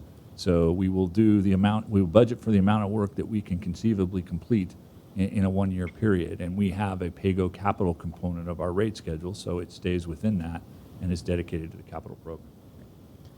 And when you say you can only fund what you can complete, does this go back to that IBW issue? The 4 kV to 12 kV? No, not necessarily. This is just simply how much can you undertake? You know, I have engineers that would put a $50 million budget in there, but it's not conceivable to even do that amount of work. You know, we can't double the workforce. We can't actually even dig up streets and have construction going on that much at one time. This is the same thing I dealt with in Public Works, and I'm sure Mr. Imrani does as well. You can only tear so many streets up at a single time. But, you know, this is a matter of us. If we were to do something different on the 4 kV to 12 kV, Mr. Brotman, that would be in addition to this budget. Okay. This is our regular, normal budget, and it's just a matter of me honing it down over time and limiting the expectations of my staff and their ability to get things done. They do a great job, but we just don't want to overstep what we're able to get accomplished in a single year. But it might be a good time to be digging up streets right now, right? Because since they're not being used as much, maybe we should think about accelerating what we can. We actually dig up less than the Public Works Department does, but again, in the electric side of the business, it's all in-house labor. So we do not use contract labor. So again, we are limited by what we can do. Thank you. Let's go to slide 20, please. Slide 20 will give you the summary for our Human Resources Department. HR has a budget of nearly $54 million, and that's mainly because of all the internal service funds that are managed and reside under HR, and those are things that you'll see on the next slide, such as our medical, dental, workers' comp, et cetera. HR's staffing is relatively steady compared to this current fiscal year, and their highlights include completing MOU negotiations with our GCA and GMA General Managers Group, and starting with our other groups, our GFFA, which is our Fire Association, assist in the facilitation of the post-pandemic return to work, and encompassing social distancing, new hiring and onboarding strategies, safe workplace protocols, et cetera, with regards to all the pandemic issues that we're dealing with. And then, as I mentioned, coordinating with finance as well as information services on our upgrade to our ERP. The next slide, And on slide. if I may, Mr. Mayor? Yes, please. So the increase in the general fund of 217,000, that is, I guess, not salaries and benefits, right? Because they're pretty, what is that? What's driving This is that? on slide 21, Yeah. Councilmember Brotman. I was just going to cover all of this. Oh, for I'm you. sorry. No problem. Okay, sorry, I was jumping ahead. No worries. Thank you. So on slide 21, you'll see the breakdown of all the funds under our HR umbrella. The general fund has a proposed budget of $3.28 million, and as I mentioned, the largest portion of their budget resides outside the general fund in all of our internal service funds that cover the majority of our benefits for our employees, as well as our post-employment benefits fund. The compensation insurance fund as well as workers' comp has an increase, and those are mainly due to rates that we have to charge out. And overall, just general increases throughout the various funds for salaries, benefits, PERS, et cetera. And specific to the general fund, for HR, it is definitely salaries as well as PERS and medical costs. That's what that 216,000 is made up of. Okay. Now, Mr. Brotman. Yeah, so that's, but I mean, the head count is flat, right? Or Correct. slightly down, I guess, if you include hourly, right? So that's just a natural salary, increase in salaries from the existing base of employees. Correct. That's, again, the step increases that would be due to employees moving up in their ranges. That would be any medical. We did have increases in all of our medical insurances, so that increase is shared between the city as well as employees and our PERS costs. So that's what all that is part of. Okay. Excuse me, what's the unemployment insurance fund? I mean, this is not a big item, but however, from 66,000 to 100,000? Correct. So this is the fund that would pay out unemployment benefits, and because we have some hourly workers that are currently not working because of the COVID-19 pandemic and likely will continue to be out of work in through next year, we're estimating a little bit higher claims that we would be paying out of that fund to those employees. Thank you. I'm still a little confused. So this 217,000, that would come to over 9,000 per employee increase? I can get you the breakdown if I mean, you'd I'm like just that. dividing that by the 20, I'm just saying 26, let's say FTE is 26. I'm just taking 217 divided by 26. Am I divided by 26? I'm getting, okay, 8,000. I did it. It's not all in salaries. That's our medical as well as PERS costs. So I can get you the breakdown if you'd like. Okay. Thanks. Sure. What's RHSP benefits fund, So our HSP is our Retirement Health Savings Benefit Fund, retirement? similar to thank you. similar to a deferred comp, but can only be used for medical reimbursements after retirement. Okay, slide 22, please. Okay, moving on to our Information Services Department, or better known as ISD. On slide 22 shows their total budget for the upcoming fiscal year of $26.6 million, and their headcount is pretty steady. They are planning to implement a new land management system, including electronic plan submission and the upgrade of the police computer-aided dispatch and records management system, document system upgrade and redesign and modernization of the city's website, network access control implementation, migration to Office 365, and some upgrades and replacement of microwave equipment up on Mount St. Augustine. And looking at their breakdown, Information Services has 3 funds. They are all internal service funds, so they are supported by a rate structure to all city departments because all city departments utilize Information Services, broken out between infrastructure, applications, and wireless. And you can see that overall, they have a $2.26 million increase across all their funds. Again, as I mentioned in their highlights, they do have some large projects coming, which is the police computerized aided dispatch, or better known as the CAD project, our FileNet records management application, as well as some other software maintenance and other programs that they are supporting. Thank you. Slide 24 is Innovation, Performance, and Audit, or IPA. They have a proposed fiscal year 2021 budget of $1.4 million. Their staffing is consistent with the current fiscal year. They have many highlights, completing the innovation training with Bloomberg Philanthropies, launching a digital solution to allow streamlined access to ADU permits, performing a gap analysis of the city's response to the COVID-19 pandemic. Their overall, they reside completely in the general fund, and a slight increase from this current fiscal year, again, as a result of salary progressions as well as benefit increases in our PERS and medical costs.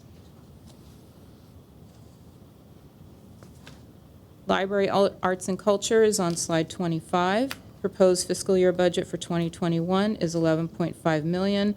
$11 million of that is housed in the general fund. As you can see on the bottom of that slide, they do oversee 2 smaller funds, and those are primarily for grant and then the Urban Arts Fund. Library is receiving 1 new full-time position. That was a vacancy redirected from another department.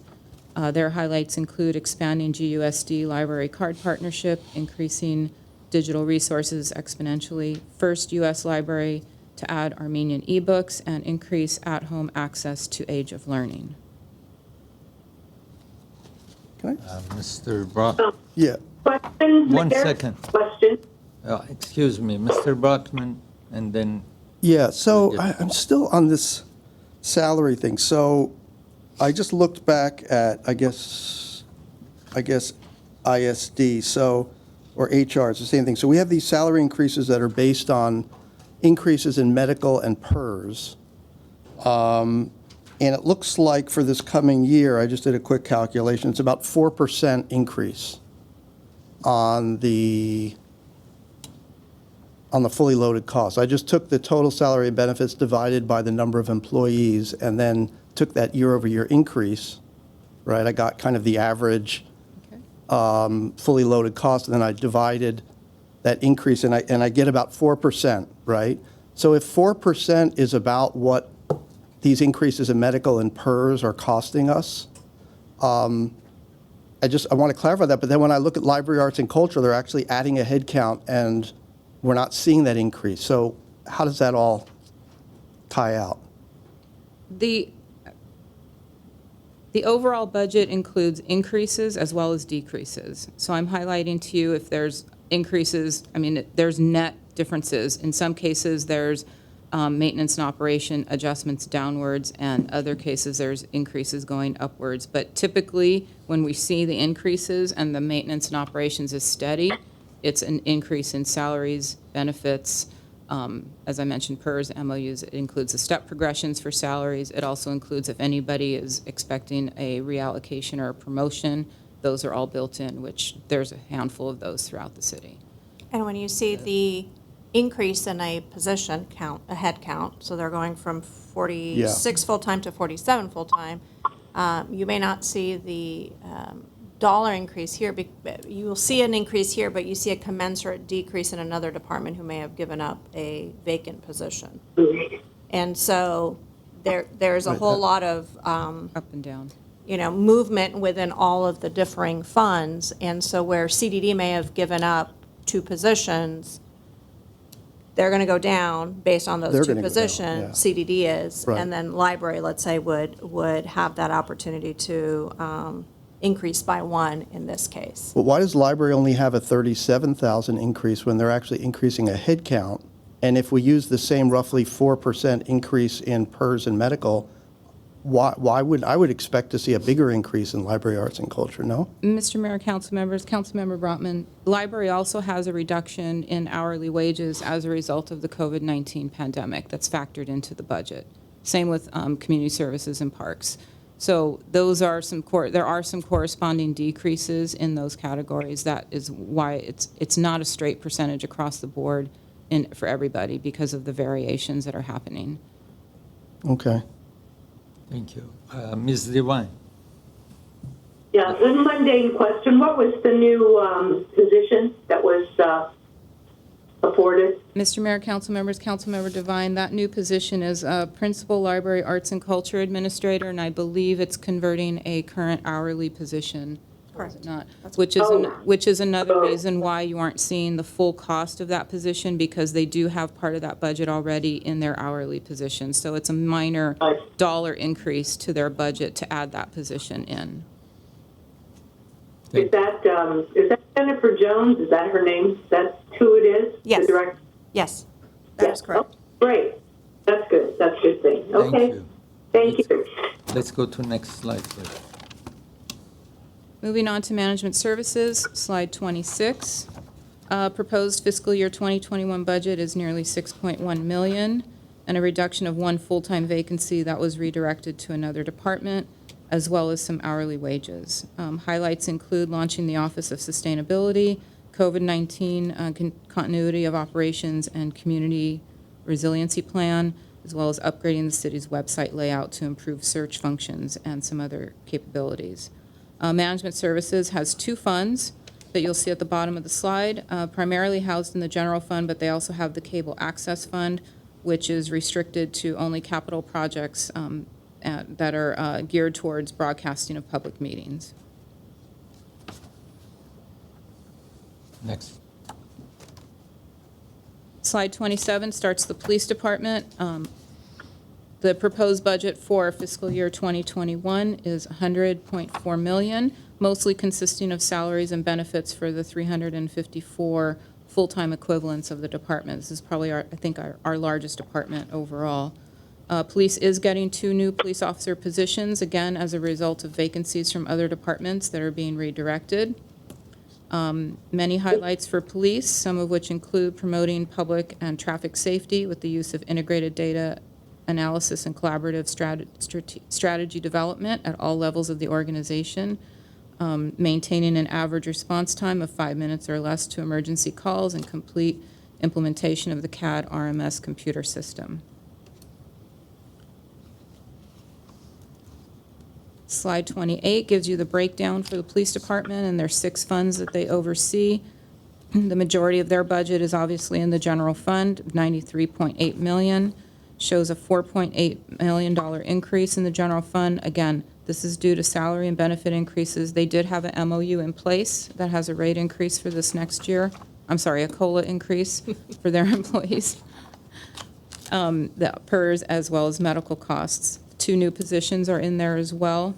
Increases in some contracts that they have, one being Vital Medical, and their information service rate is, information services department service rate is also increasing. So they are seeing increases on both salaries and benefits as well as maintenance and operations. At the bottom there is the Joint Air Support Fund. That is our helicopter operations that we share with Burbank.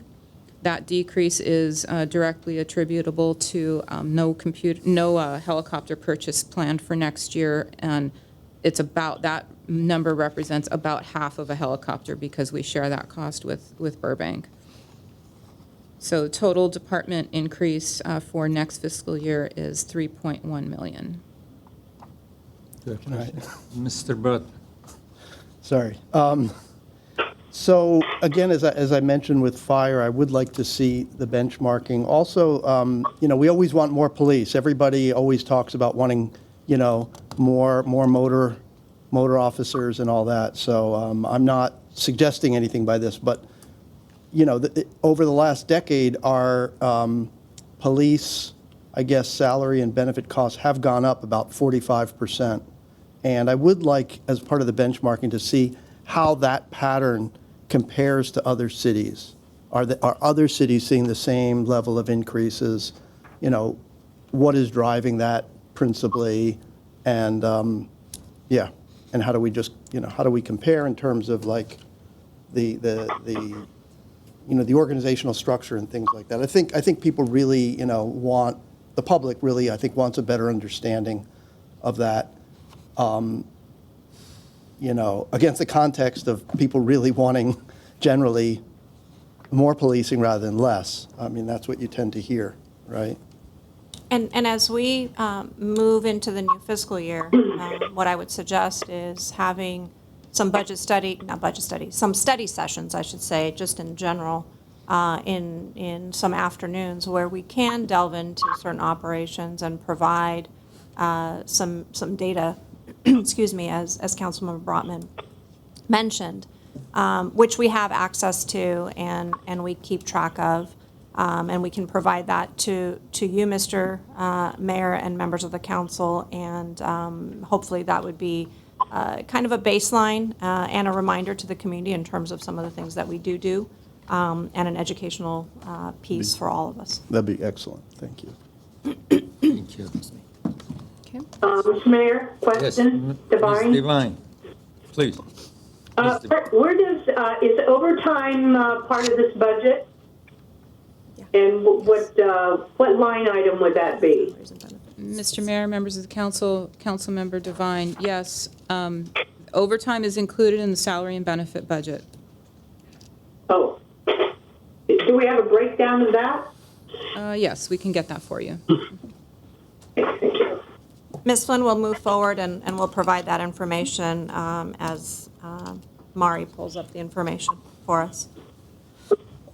All right, moving on to our last department for this morning to cover, and Public Works, another one of our large departments. On slide 29, you'll see the breakdown there across all the categories, 168.8 million, I'm sorry, 168.7 million total budget, a large portion of that being in their maintenance and operations category, and this is because of the many contracts that the department manages in the various sections of their operation. Their personnel count is down by 2, and that's basically because of vacant positions that were redirected to other departments. Some of their highlights for next year include the Doran Pump Station upgrade, the Beeline Transit System expansion, and the Facilities Condition Assessment Project, amongst some of them. At the bottom of the slide, you'll see the first 3 funds of many, there's more on the next slide, that they oversee. The portion of Public Works that's in the general fund is a little over $15 million.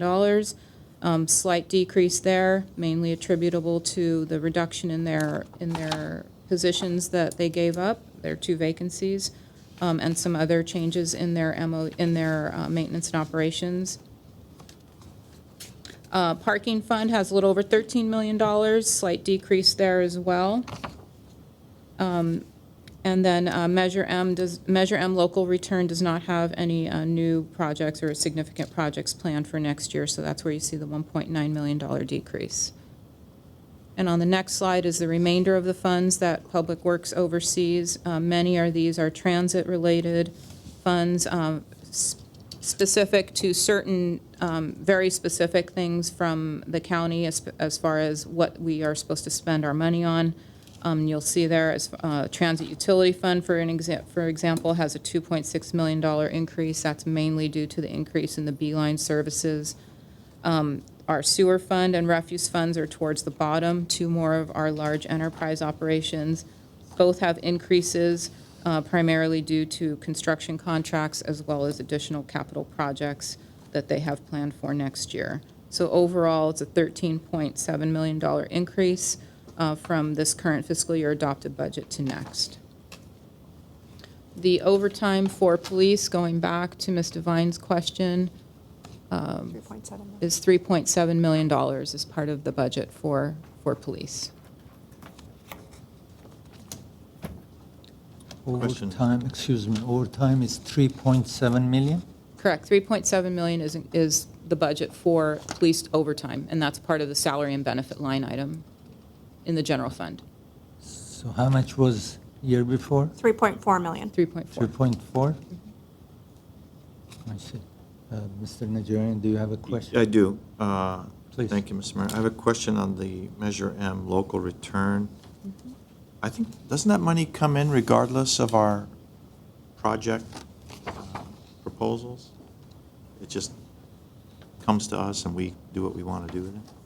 Good morning, Mr. Mayor, members of City Council, Councilmember Najarian. That is correct. And the reason we haven't requested any new appropriation is because we have a large backlog, mostly through the community development projects and their mobility group that we are working on completing. Okay.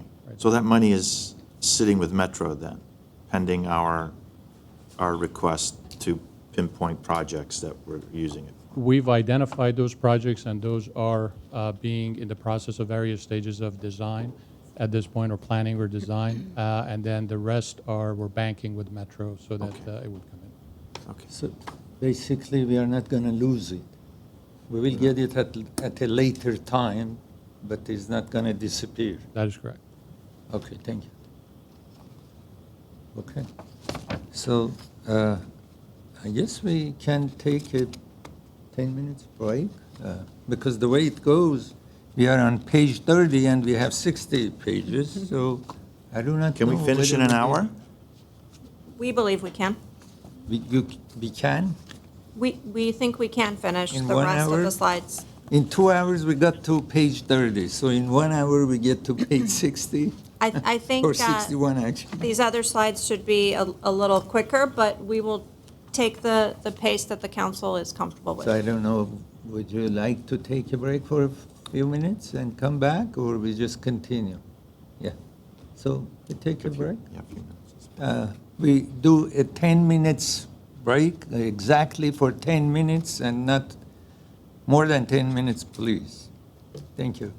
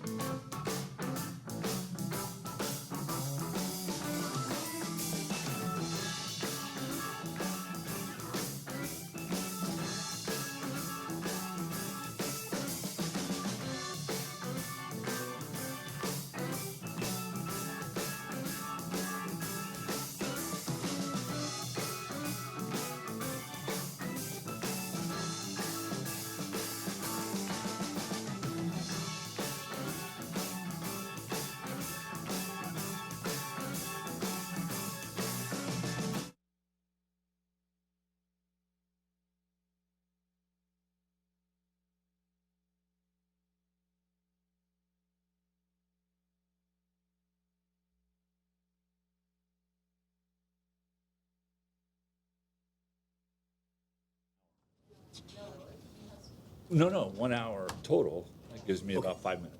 Mayor, we're live. Because we want her to talk. Okay. She has important things to say. We are back.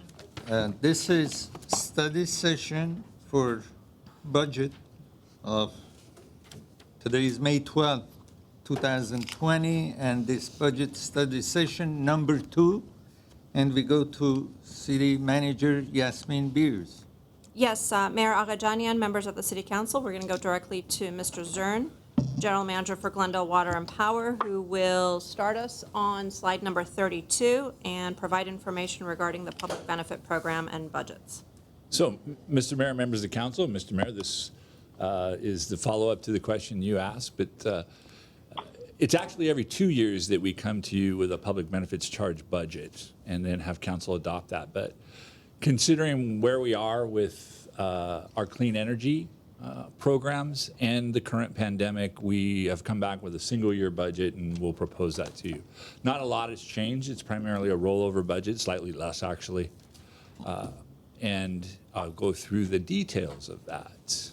So the program is part of a state mandate that was actually passed in 1996. We adopted in 98.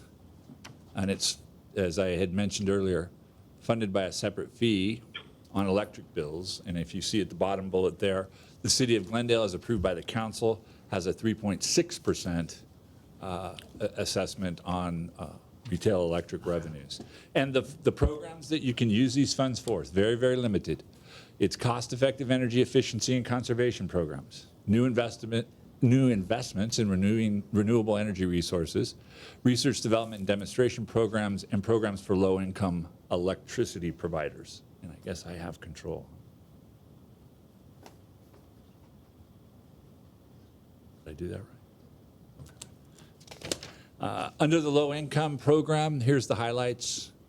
For our current budget, we are proposing to increase the income guidelines for all low-income programs from the current 200% of poverty to 250% of poverty to allow more customers to qualify starting on July 1st.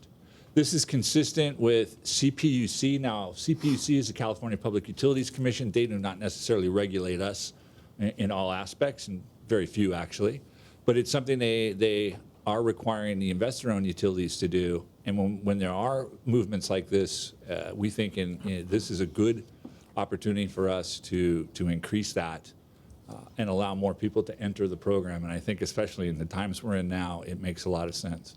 Last year, we had approximately 12,000 folks, customers in the low-income categories, and we are proposing a $3.3 million budget for the coming year. Excuse me. Yes, sir. So, what will be their electric bill in relation to a person who pays regularly? What percentage cheaper going to be for those who are getting low-income household? How much less they pay? So, Mr. Mayor, members of the council, Mayor Agajanian, it currently is $15 flat fee per month. Okay. And we've increased that 3 times over the last several years. It started when I was here at 11, I believe, and we've got it up to 15 now. So that comes, it's just a flat fee right off of your bill. Okay, thank you. Next category we have is, did I go too fast? Is renewable energy. And this is primarily subsidy programs for our PV solar incentive programs. And these are just highlights. We were one of the first utilities to offer incentives for photovoltaic installations. Since 2002, we've provided $12 million in solar incentives, and that has equated into 8,800 kilowatts of local-owned solar capacity. Our budget for renewable energy programs over the next year is $1.6 million. I will note here that we have seen progressively over the last 2 years a decrease in requests for the incentive. And in fact, last year, our non-incentivized residential solar program on a kilowatt basis passed the incentivized program, which is likely right in tune with what the California Energy Commission had indicated and had wanted to see happen when they initially put the mandate in place for all electric utilities to offer these incentives. That particular legislation sunset over a year ago.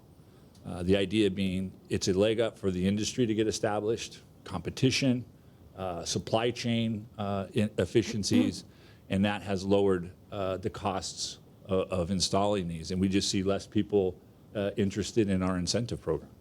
So we are still budgeting. We're one of the few utilities who have continued the incentive programs. Many other utilities sunsetted those along with when the state requirement ended. We've kept it. I'm proposing that we continue to keep it and see how it goes. Again, this may very well mesh with some of the clean energy programs that we're bringing to you as well. And so we'll have to see how that all works out.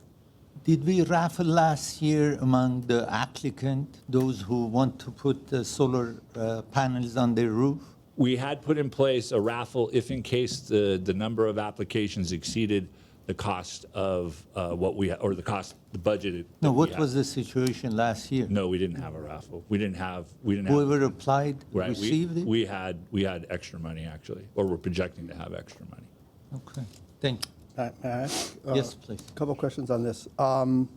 Yeah, a couple things. One, this is probably not what you expect me to say, but I really think it may be time to phase this out, the residential solar incentive, because like you said, we're now down to what, 25 cents a kilowatt? It's 25 cents a watt. I mean, 25 cents a watt. Right. 25, and we used to be $1.25. Right, and we have a cap of 100,000, which is nobody even gets that close. No. I mean, at 25 cents a watt, it's really not going to make the difference in somebody's decision-making. And most of the people that are putting solar on are homeowners. You know, in general, they should have sufficient, financial wherewithal to be able to do it.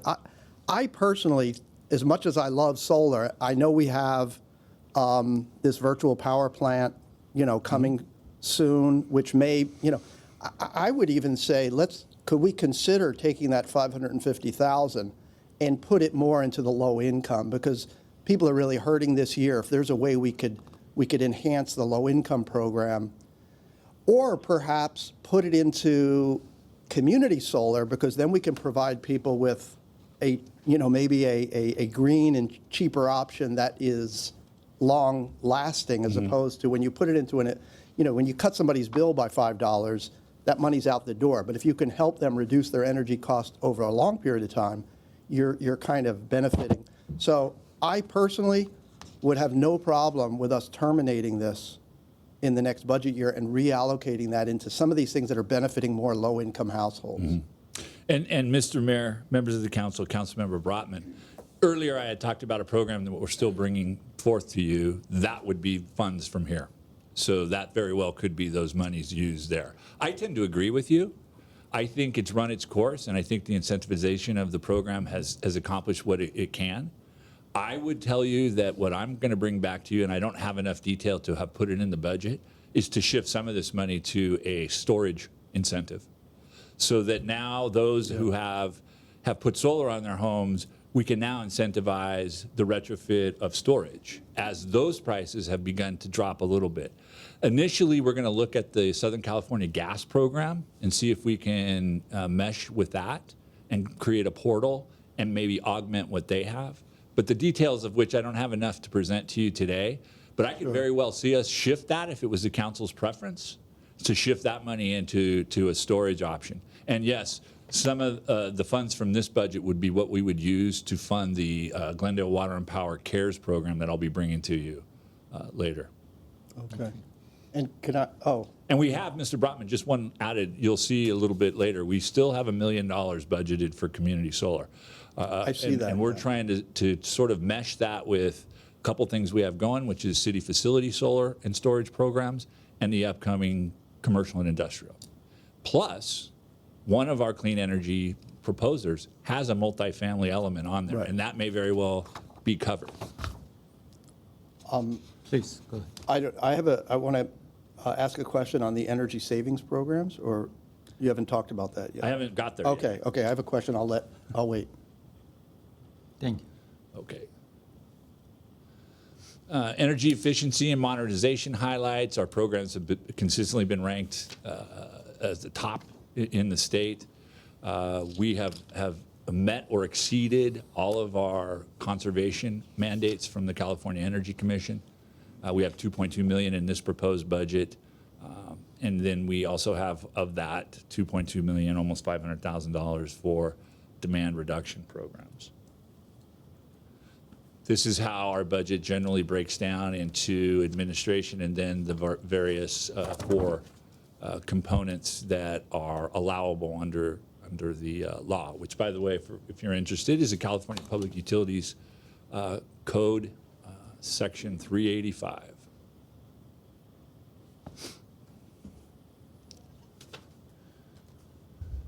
This is the fund balance. Again, you'll see we have a healthy fund balance in here. One of the things, again, this year we didn't expand anything in it really because we want to see how the clean energy RFP plays out. This is, again, as I mentioned to Mr. Brotman, is where we would take potential funds to help offset impacts of the COVID-19 pandemic. And the program that we are going to propose, depending, as you recall, I mentioned, we have 4 and 6 month scenarios. That program could cost anywhere from $3 to $4 million on its own. So we want to make sure that we have enough balance there to do that.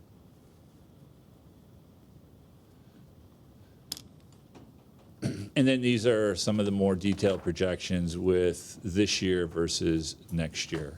And You can see probably the biggest difference has been in the low income, and that's primarily the result of going to the 250% of the poverty level per the federal government HHS 2020 statistics.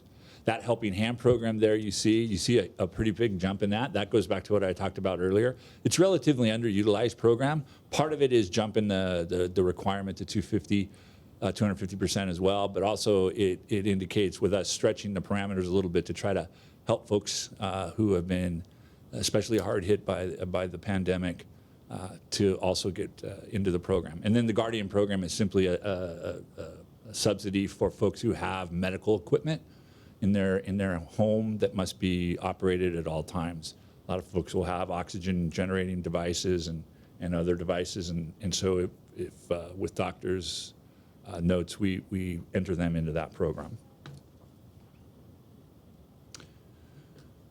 So here we are back to the solar solutions, which is what we talked about earlier.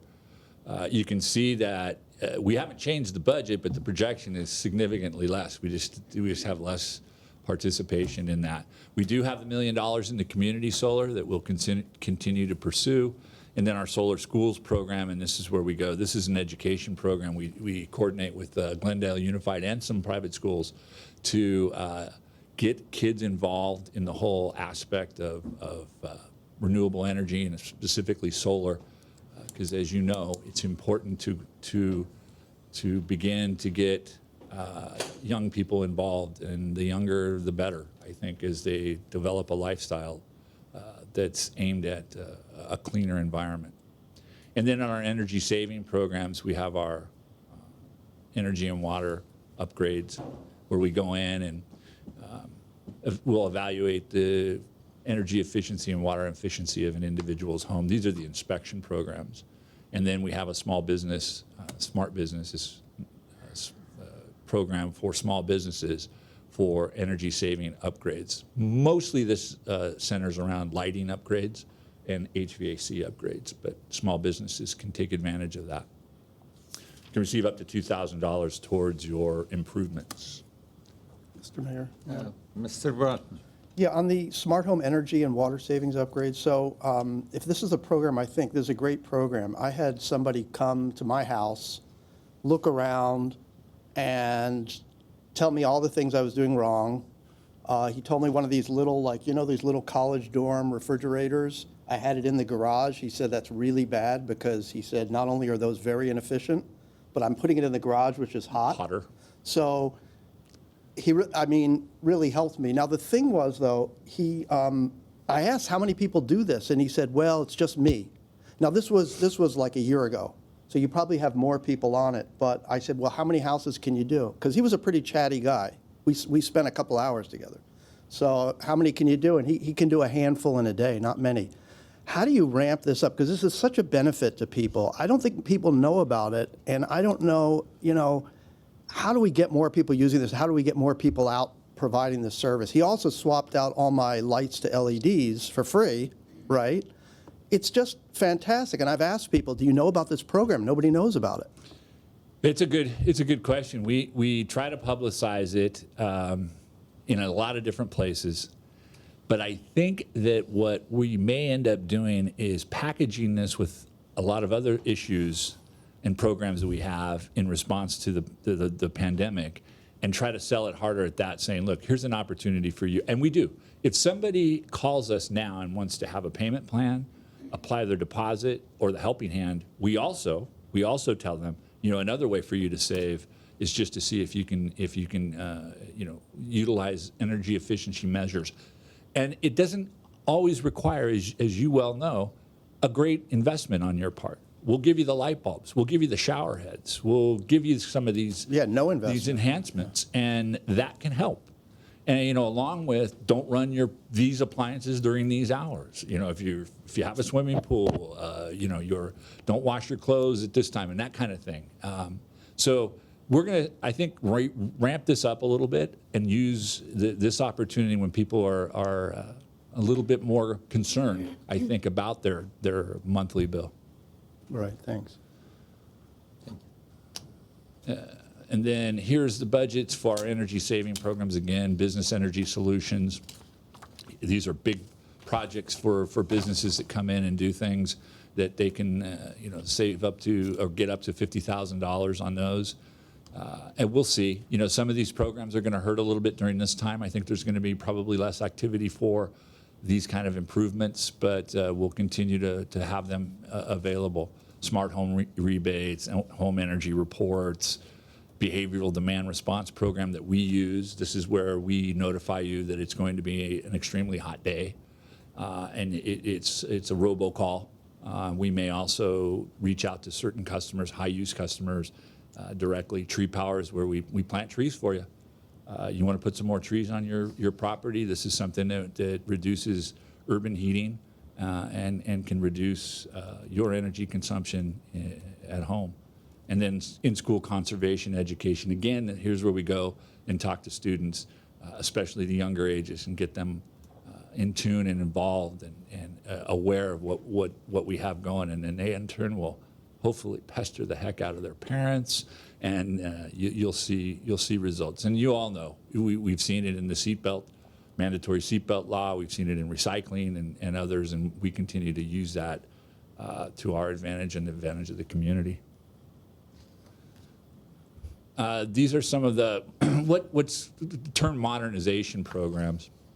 So we have peak time of use energy monitoring, and this is an app actually, and I have to tell you, there is no shortage of individuals that are after us for more and more technology advancements to help them in their efforts, all the way from paying the bill to monitoring their electrical and water use. They don't want to talk to people. They want to be able to be hands-on in what they do. So this is something that we're going to utilize with our time of use, and we're revamping our time of use rate program. But this gives you an opportunity, and this goes for any personal device, including an Apple Watch. You can sync it to that. It'll give you an alarm, for instance, that here is peak time is ending, peak time is beginning. And then if you're sophisticated enough, and many of these people are, you can remotely change settings on your thermostat. You can turn your lights on or off and those kind of things. So it's a relatively small investment, but we think it's been popular. We had money in this year's budget, and a lot of folks were interested in it, and we expect that to grow. We'll continue to publicize that.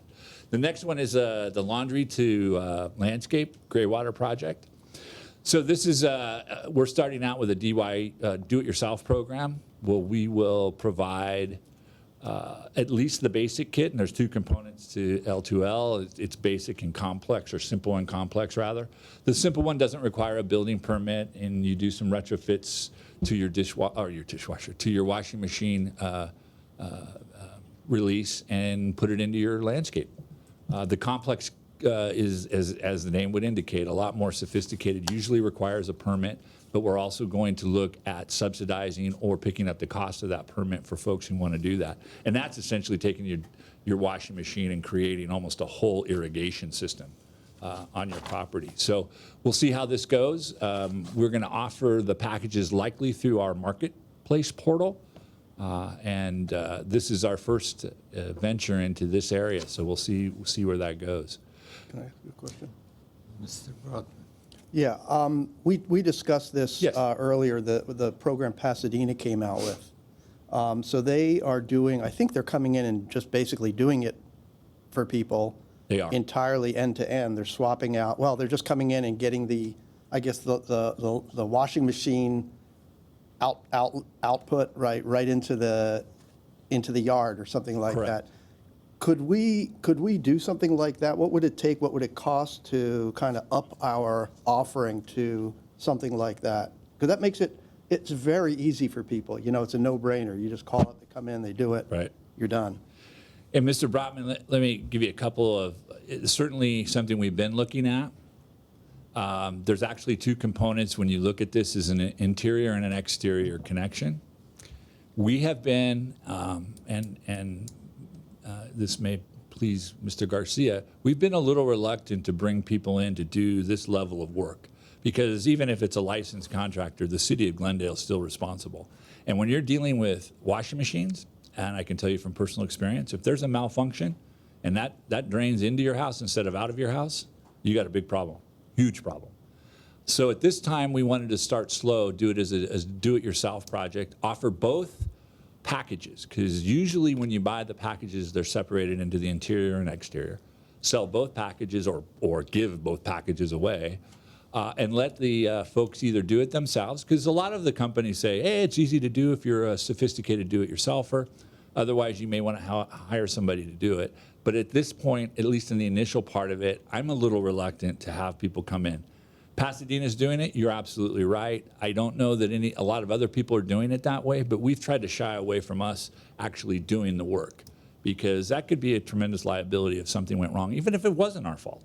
And even though you would have an insured contractor, believe me, the city in some way or shape or form would still be on the hook. So it's an evolving program, Mr. Brotman. This is our first, this is literally dipping our toe in the water, no pun intended. And we'll see what kind of reaction we get. And we'll do a lot of surveying of this and a lot of questioning of folks who are interested to see, is this something you think you could do, or is this something that you would rather have somebody put in for you?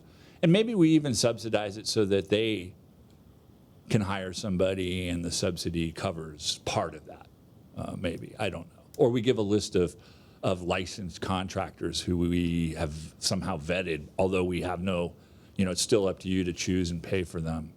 We'll see. But it's a work in progress at this point. I think we'll see how this goes first. One item that didn't make this slide, which would be next here, is electric motorcycles. So we are partnering with Glendale Police Department to purchase 2 electric motorcycles. That total is $40,000. And we've been dealing with both Chief Povolitis and Captain Feely. And I think it's a great thing. I think the chief, I won't speak for the chief, he's got some ideas on where the use of those can be. But as we begin to transition into non-carbon transportation, every little bit helps. And I think this is a good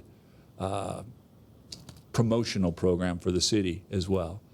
So that's there. And then we have our level 2 charger rebates, which we will continue. And we're going to do a little bit more publicity on these to see if we can get folks more interested. We've had pretty good response, but I'd like to see more people going this way. We have our EV guest drive events. We normally have done one a year in cooperation with Burbank and Pasadena, and it's very successful. I don't know if any of you have had an opportunity to be out there. I know Mr. Brotman's been to, I think you've been to one. But they're pretty well attended, and they're great. The EV car manufacturers or dealers come. There's no pressure, no sales pitch. You just go out and drive, and we've had a pretty good selection up to, including Teslas. What we want to do is out on our own do one of those every quarter, and see what kind of a response we get. We're making a really big push into upgrading our charger infrastructure. Right now, we have a survey out online asking EV owners or potential EV owners where they'd like to see the infrastructure placed. Because I'd just as soon you tell me where you see a gap within Glendale, obviously. And so we're going to have a big push. Currently, we have about 13 chargers in place. I hope that by the end of June, we've doubled that, if not tripled it. And then we have 3 more projects online that will, again, add another 10 to 12 chargers. And then finally, there's the smart home displays and the smart thermostat program. These are the SIVA screens that some of you may have.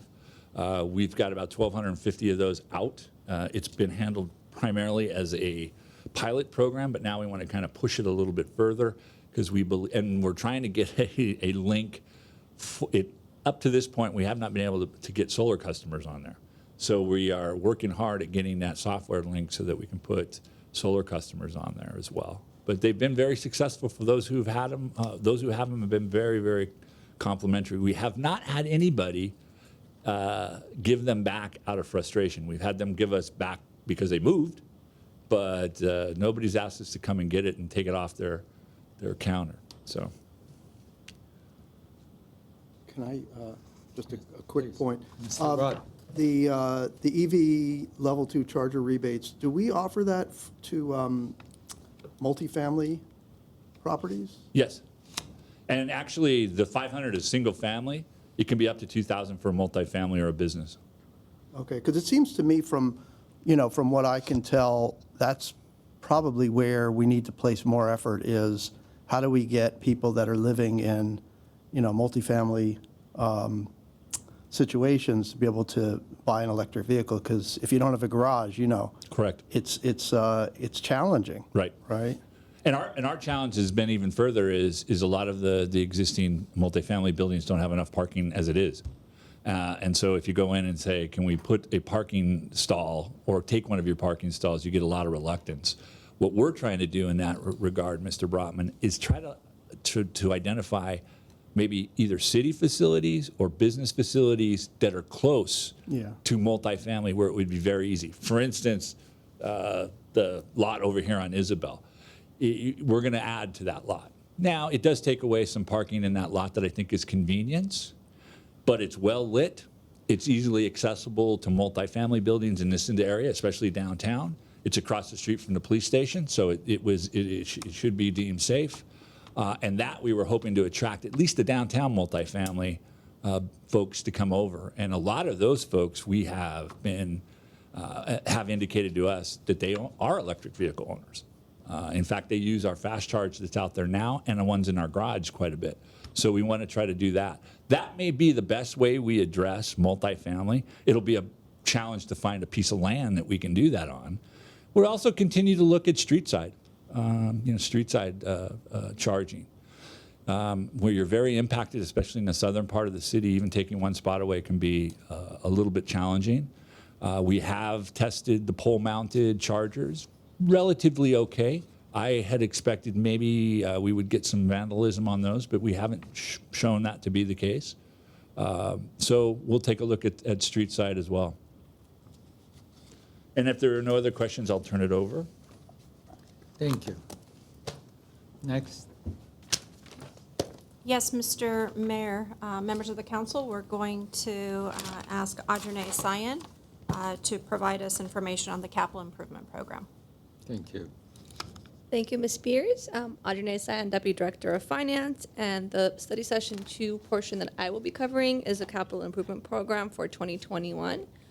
Before I go into the presentation, I do want to say that there are active projects outside of what's being presented here today that don't have a 2021 appropriation being requested and are therefore not in this presentation. So this isn't an all-inclusive CIP presentation. It's only the ones that have a 2021 appropriation request. So we've organized the slides to show projects with multiple funding sources so that we can have a centralized location for all the CIP projects that are multi-funded. And there's 4 projects that have a 2021 proposed appropriation that are multi-funded. And the first one is the Howard Building Tenant Improvements project. There's $150,000 appropriated to date on this project. All $150,000 has not been spent as of March 31, 2020. And another $1.5 million is being requested as a part of the 2021 budget. Moving on to parks projects. Pacific Park Multipurpose Field Project. This is basically artificial turf installation at Pacific Park. And the scope of work on this project includes the removal of natural grass, excavation of dirt, grading, drainage, fencing, and installation of a multipurpose field. To date, we've had $1.8 million appropriated on this project. 1.7 of that is remaining, and another $300,000 is being requested as a part of the 2021 budget.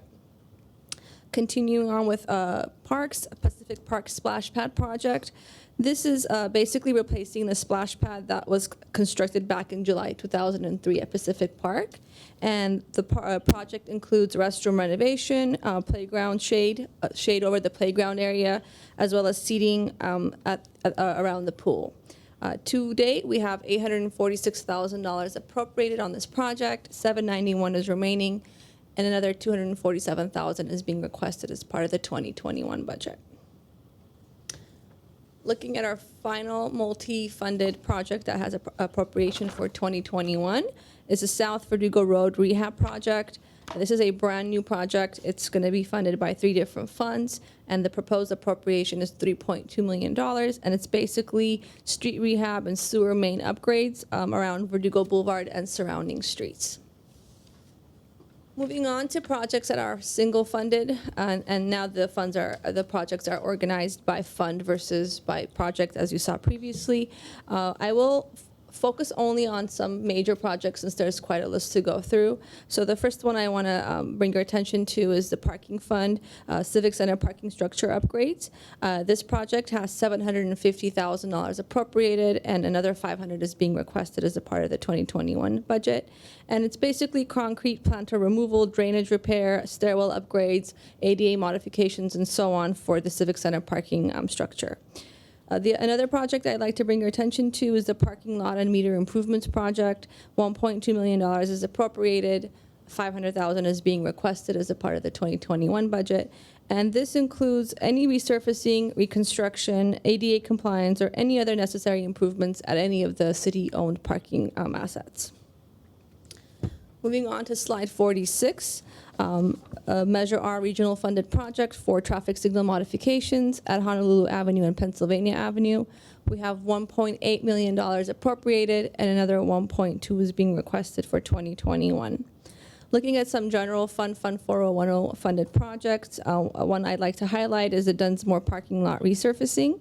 We've got $500,000 appropriated in this project, and another $500,000 is being requested for 2021. And this includes a removal and replacement of the surface and restriping the parking lot with ADA markers, directional signage, and parking spots. Can I ask a question? Yes, please. The Rock Haven rehabilitation, could you talk a little bit about that? And I guess this is for maintaining the Yes. the buildings there that I understand are, not looking so good. So why are we cutting the amount? Wouldn't we need to be continually investing in maintaining that?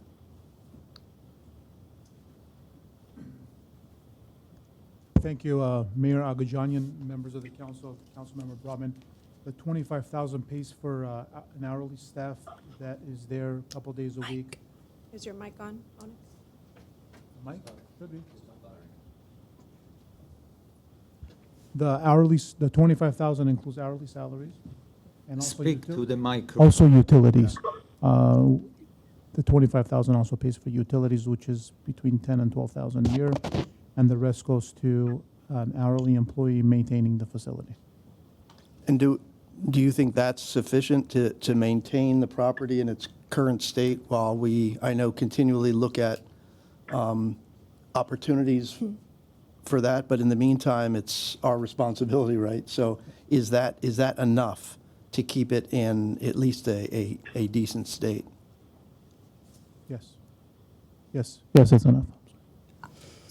Mr. Mayor, members of the council, as Onik Bulanikian answered, yes. And I think it's important to state that to maintain it at its current state. It's not improving it in any manner. It is clearly keeping it at the state that it is, and there are some very specific issues with some of the buildings and some of the roofs and the facility as a whole.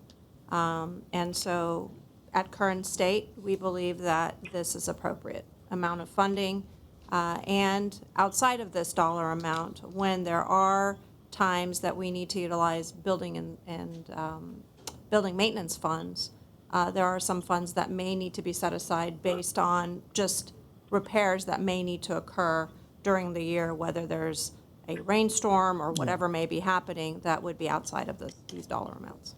Yeah, that was my concern, is I just want to make sure we have enough money to, take care of. I mean, the roof starts to leak or something, we don't want to be responsible for demolition by neglect ourselves, right? Okay, thank you. Next. Looking at slide 47, gas tax fund, there's quite a bit of projects that are large enough in this fund to be discussed. The first one I'd like to bring your attention to is the Maintenance District 6 Pavement Rehab Program, project, and the proposed appropriation for 2021 is $6 million. And District 6 is basically pavement rehab for residential streets between Kenyatta Boulevard on the west, Verdugo Mountains on the east, Sunshine Drive on the south, and Country Club Drive on the northerly boundaries. The next project is Maintenance District 9, pavement and rehab. $1 million has already been appropriated in this project, and another 1.6 is being requested. And District 9 is basically Brand Park open space on the north, Highway 134 on the south, Brand on the east, and Grandview on the west. Street resurfacing program, $8.1 million has already been appropriated in this program, 1.3 is being requested, and this is an annual program to rehab streets that are in need of repair.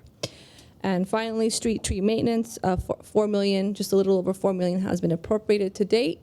660 is being requested for 2021, and this is just annual tree maintenance. It includes tree removal and installation of trees across the different citywide locations.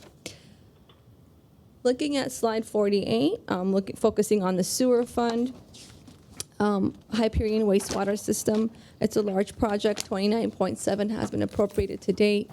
Another 3.9 is being requested, and this is just annual payment towards the capital upgrade for the Hyperion wastewater treatment plant and conveyance system facilities to meet state and federal mandates.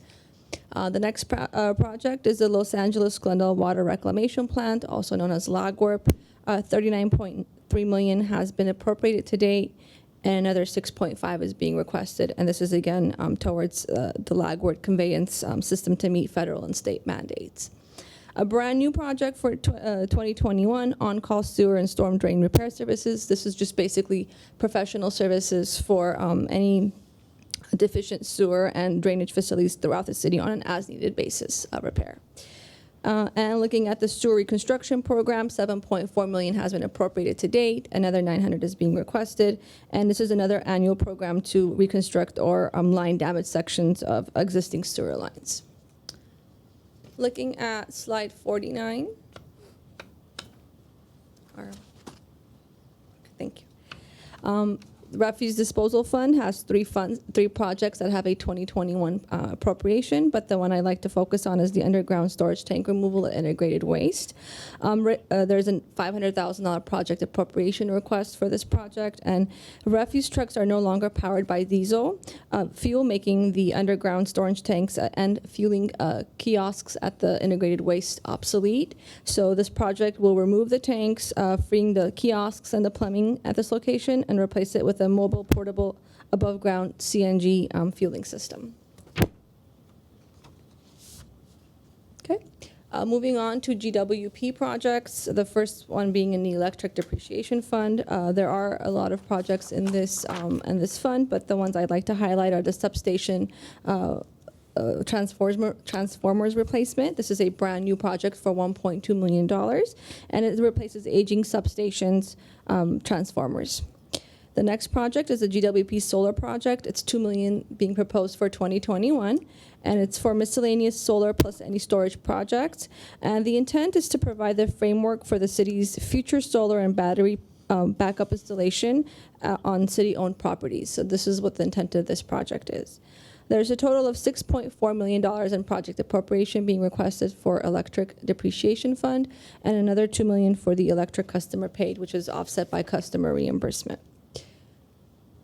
Sorry, went too far. What is happening? Sorry, there's delay time. Water Depreciation Fund. There's a water system optimization project. $1.5 million has been appropriated to date, and another $755 is being requested. And this is to upgrade the system to improve system efficiency, redundancy, and performance. The next project is the pipeline management program. $9.1 million has been appropriated to date. Another $3.5 million is being requested for 2021, and it's for ongoing replacement and rehab of identified pipeline per the master plan. For 2021, that $3.5 million is for the Don Carlos water main replacement and 8-inch and 12-inch fire flow improvements. Looking at slope repairs at various roads, $1.6 million has been appropriated. Another $615 is being requested, and it's to repair and slope and access road repairs due to drainage issues at various streets. This concludes the CIP portion, and the next portion is the citywide fees. If there's any questions, I'm happy to answer them. Mr. Mayor? Yes, please, Mr. Butt. Just a, question about road repair, and the thing that we discussed earlier, which is that, we have fewer cars on the road now. It would be less disruptive for us to do some work. Are we spending enough to maintain our roads? Is there anything we can do to accelerate some of the repairs to use this opportunity that we have with COVID? I have to say that I did get an earful when I was going around campaigning about the state of our roads. And I get a sense that there may be some, a backlog of repair that we need to do. And just wondering whether there's some way that we can accelerate that given the opportunity we have now. Yes, Mr. Mayor, members of the council, in response to this question, we had some information, and I'm trying to remember as we're sitting here, provided by Public Works last week, based on the acceleration of some of our projects and bringing those projects to the forefront now based on the fact that there are less vehicles on the road. And there were a number of them that Mr. Amrani covered, and we can send that to the council by way of a reminder. And I apologize, I don't remember all the items, but there were about 3 or 4 that we were able to accelerate based on the fact that we are in this pandemic and there are less vehicles on the road. Council does receive updates in terms of what our road condition is on an annual basis. That's something that we bring to the council. We provide that information to the council. And when you compare Glendale to other municipalities, either around us and or farther from us, the condition of our roads, I would say, are far better than many other jurisdictions. Doesn't mean they're as good as they can be, most definitely, and there's always room for improvement. And there's certain pockets of areas that need more attention, just based on the timelines that are at hand. And so that information is also readily available, and we can provide that information to the council in terms of what I think it's PCI, the pavement, index that's in place. We can also provide that information to council so you can have a gauge of what our road conditions are overall. And ultimately our ability to be able to set aside funding by way of capital to be able to deal with some of the infrastructure needs that we have in place. Again, can it be better? Absolutely. Is it a phased approach and programmatic and strategic in terms of gas tax funds as well as other capital funds that are set aside? And do we think that we're working at a pretty decent pace? I believe so.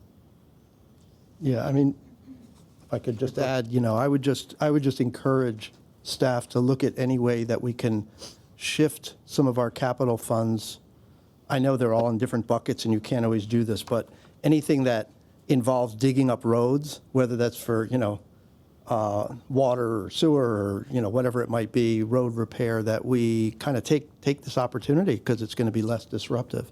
Within the budgets that we have, try to see if we can shift around. And I know that we have the pavement management project coming up where we've got this automated system to kind of do a better survey of our road conditions. And I think that's really exciting. And if we can kind of use that to our advantage. Yes. Thanks. Thank you. Next. Okay. please. So the next portion covers the proposed citywide fee changes. Just as a way of background, Proposition 26 passed in 2010, and it provided a new definition in terms of tax, and which means all fees are taxes with 7 exceptions. And the exceptions are as follows. Specific benefit or a privilege. So the service provides a specific benefit or a privilege. The service provides a specific, is very specific and is a product presented to the user. Reasonable regulatory fees for license and permit fees. A fee for entry, use or purchase of government property. Fines and penalties. Fees imposed as a condition of property development. And finally, assessments and property-related fees subject to Prop 218. So if fees do not fall within one of these 7 exceptions listed above, then Proposition 26 defines it as a tax for which a voter approval is required under Prop 218. So what are user fees? A fee or a rate charged to an individual or a group that receives a private benefit from the service provided by the city. A user fee is not a tax. The service is usually a discretionary activity requested by the payer. If a user fee does not cover the city's full cost for the service, taxes, or in this case, the general fund, pay for the remainder. So it'll be subsidized by the general fund. Looking at a visual depiction of a fee, if it's 100% private benefit, then our recommendation is always to charge the user fee 100% of the cost so that there is no subsidization. If there's some public benefit, then some taxes are used to offset the cost. So in this example would be youth programs.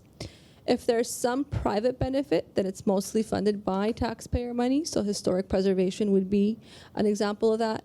And if it's 100% for the benefit of the public, then taxes pay for the service. And in this case, police patrol, fire services, that general support. Looking at our fee schedule itself for 2021, there is a total of 2,344 fees within the citywide fee schedule. As a part of the 2021 budget, 1,489 of them are not being recommended for any changes. There are 5 deletions being recommended, 6 modifications. There are 834 fees in the fee schedule that qualified for a 3.08% CPI adjustment, but we decided to waive the adjustment for 2021 given the current economic situation with COVID-19. And then there's 10 new fees being proposed.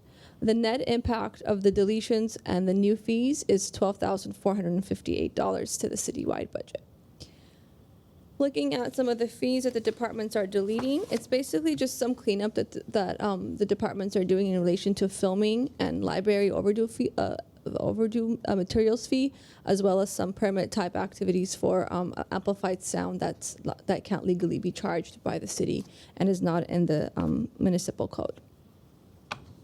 Looking at slide 58, we are proposing some modifications to the existing fees, renaming them, adding some verbiage, pulling some portions out to separate a charge so that it's more relevant and is more applicable to what is happening to the actual process in place at the current time. And they span across filming and public works engineering, as well as some library and arts and culture auditorium fees. Looking at some of the fees that are proposed on slide 59 to be added to the fee schedule, so the majority of them are for filming fees. The first 2 city facility filming fee is for city hall rental, and the proposed fee for is city hall rental for filming, and the proposed fee is $2,269, and then the student rate for that is half of that.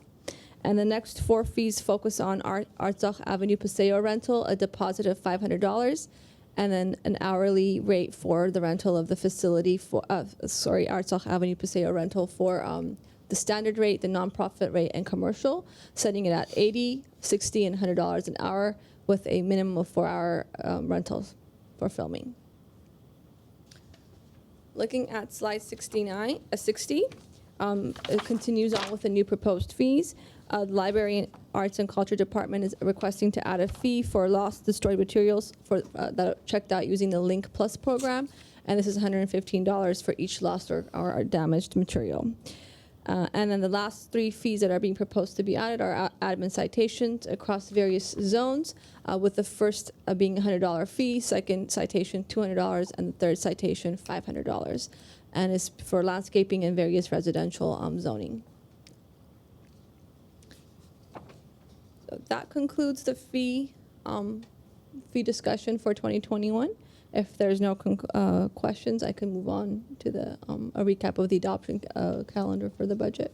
Thank you. Sure. Next.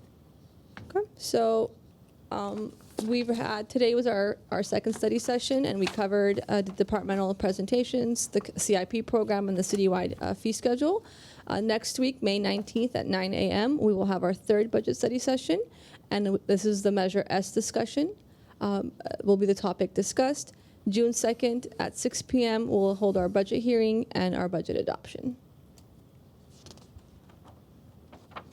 Thank you. Thank you.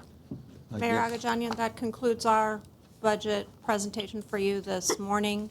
Again, thank you for all of the questions, and hopefully we were able to provide you with the appropriate answers. And we will provide you, as Ms. Asayan said, information on Measure S next week, as well as any information from today that council requested that we are able to put together in advance of next week's meeting. We will provide that to you by way of a memo, an email, and move forward with Measure S next week and budget adoption on June 2nd. Mr. Mayor, Yes, please, I just like Mr. to ask, Casar.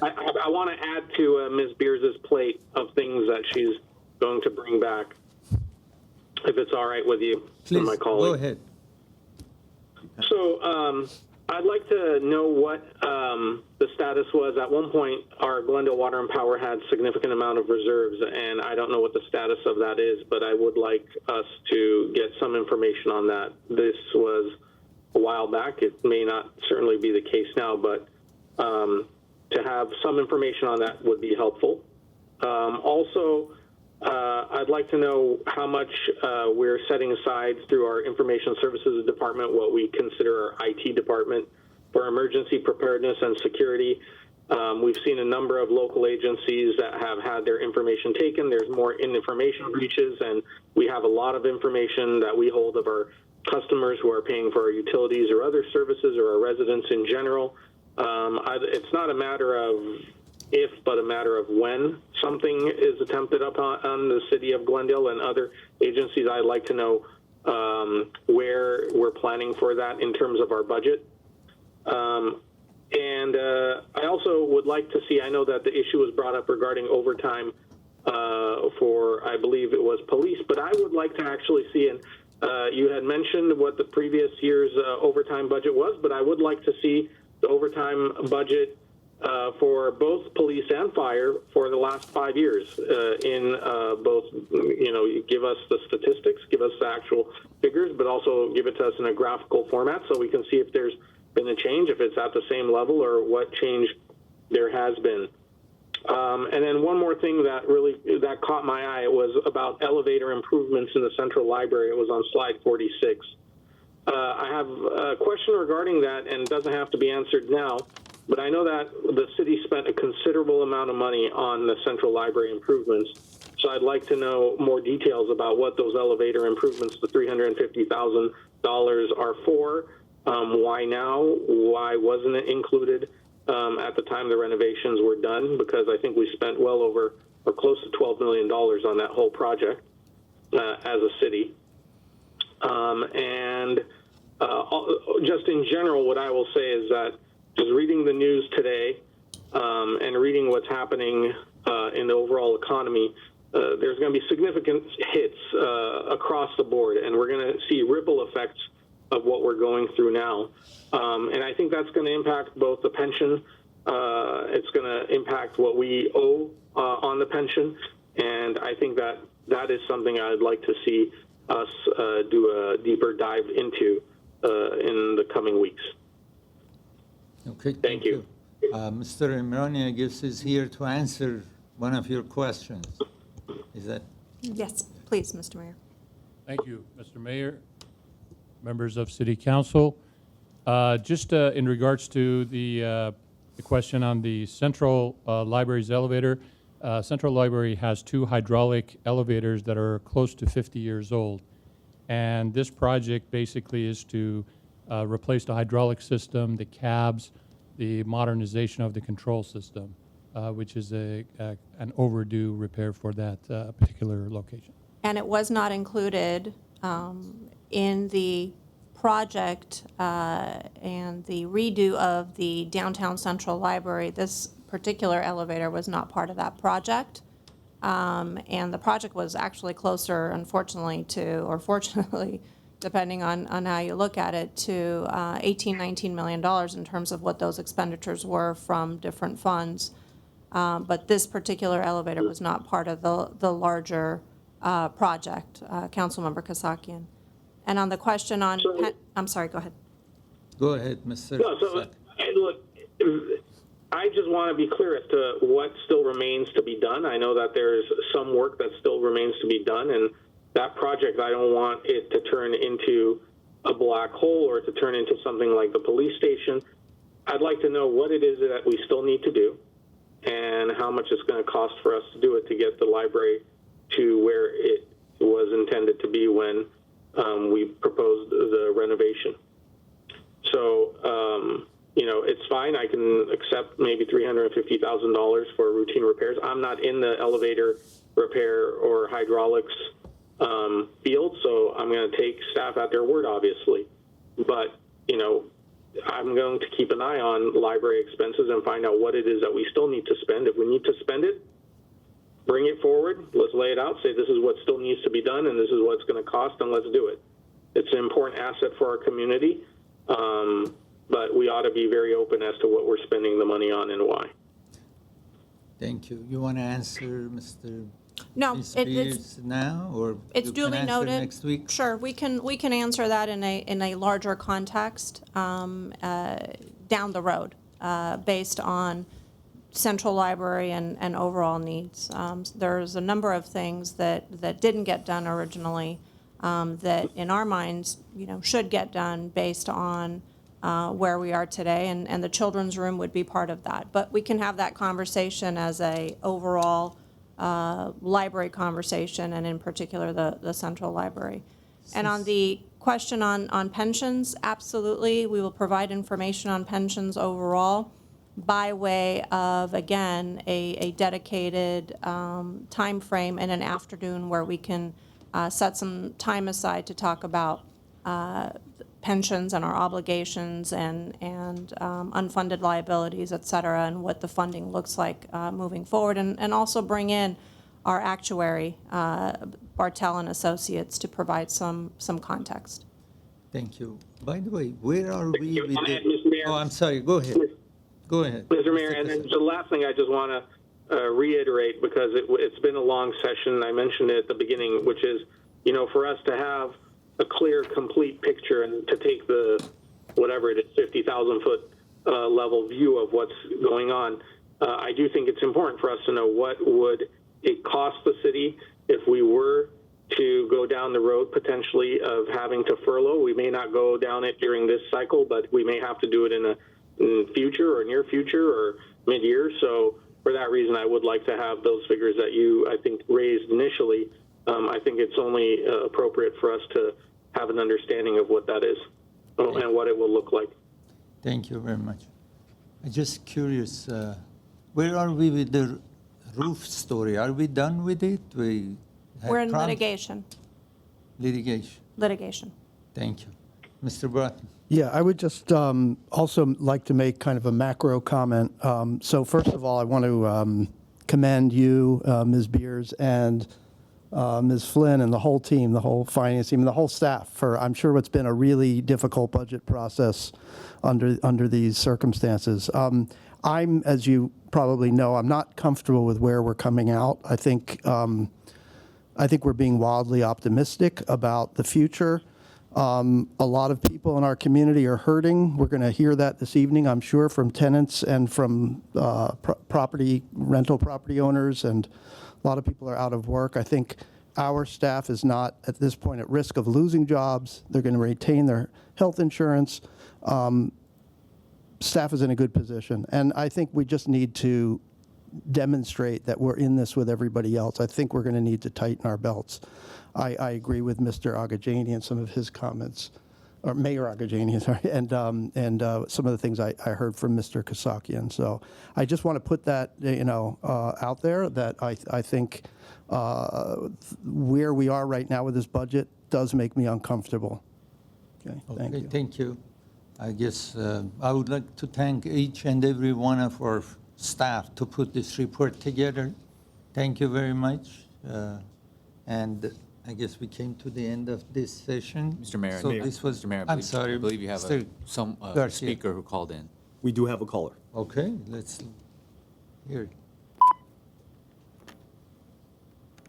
You're on the air? Mr. Milano, you're on the air. Is this Mayor Agajanian? Yes, please. Thank you, Mayor Agajanian and members of the City Council. My name is Herbert Milano. I'd like to recommend to the City Council that one budget study session be assigned to give the public a full understanding of how the pension payments and future pension obligations are impacting the city's finances.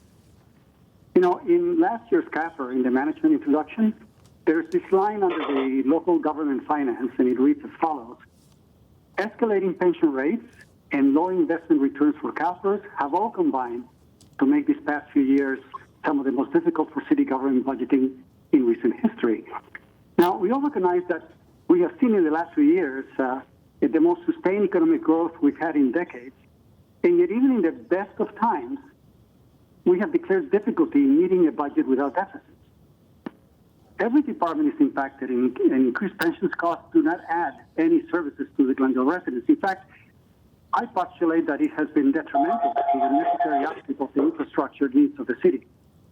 The financial shortfall is worsening every year, and the CAFR indicates that nearly 60% of the investments in CalPERS and is in the global and private equity.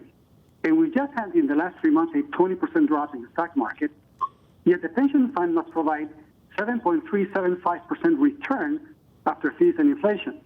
So here are the questions that I have. How would a gap of 27% impact our current budget? That is the gap that is in the funding that we need to provide when CalPERS cannot meet those returns. What would be the increase of the unfunded obligations? How will those lower returns rates for the pension system translate into future services reductions for the city? If the pension obligation of nearly $2 billion has the value of its pension assets assigned drop by more than 20%, what will be the impact of the city's financial obligation to CalPERS be next year and in future years? So I urge the City Council to address these issues in a dedicated study session. This seems to be the most significant element of the budget that has caused the greatest negative impact to the city's finances. By assigning at least one full session to this topic, we will understand why there is such a strong drive to increase taxes and insufficient capital improvements. It is especially important in light of the imminent depression-level downturn of the economy. Thank you. Thank you. Okay, is there more? That is all, Mayor. Okay. So, thank you, everyone, and now we came to the end of this session. So, may I have a motion to adjourn? I move to adjourn. So moved. Thank you. Second. With that, the meeting is adjourned at 12:11 p.m. Thank you.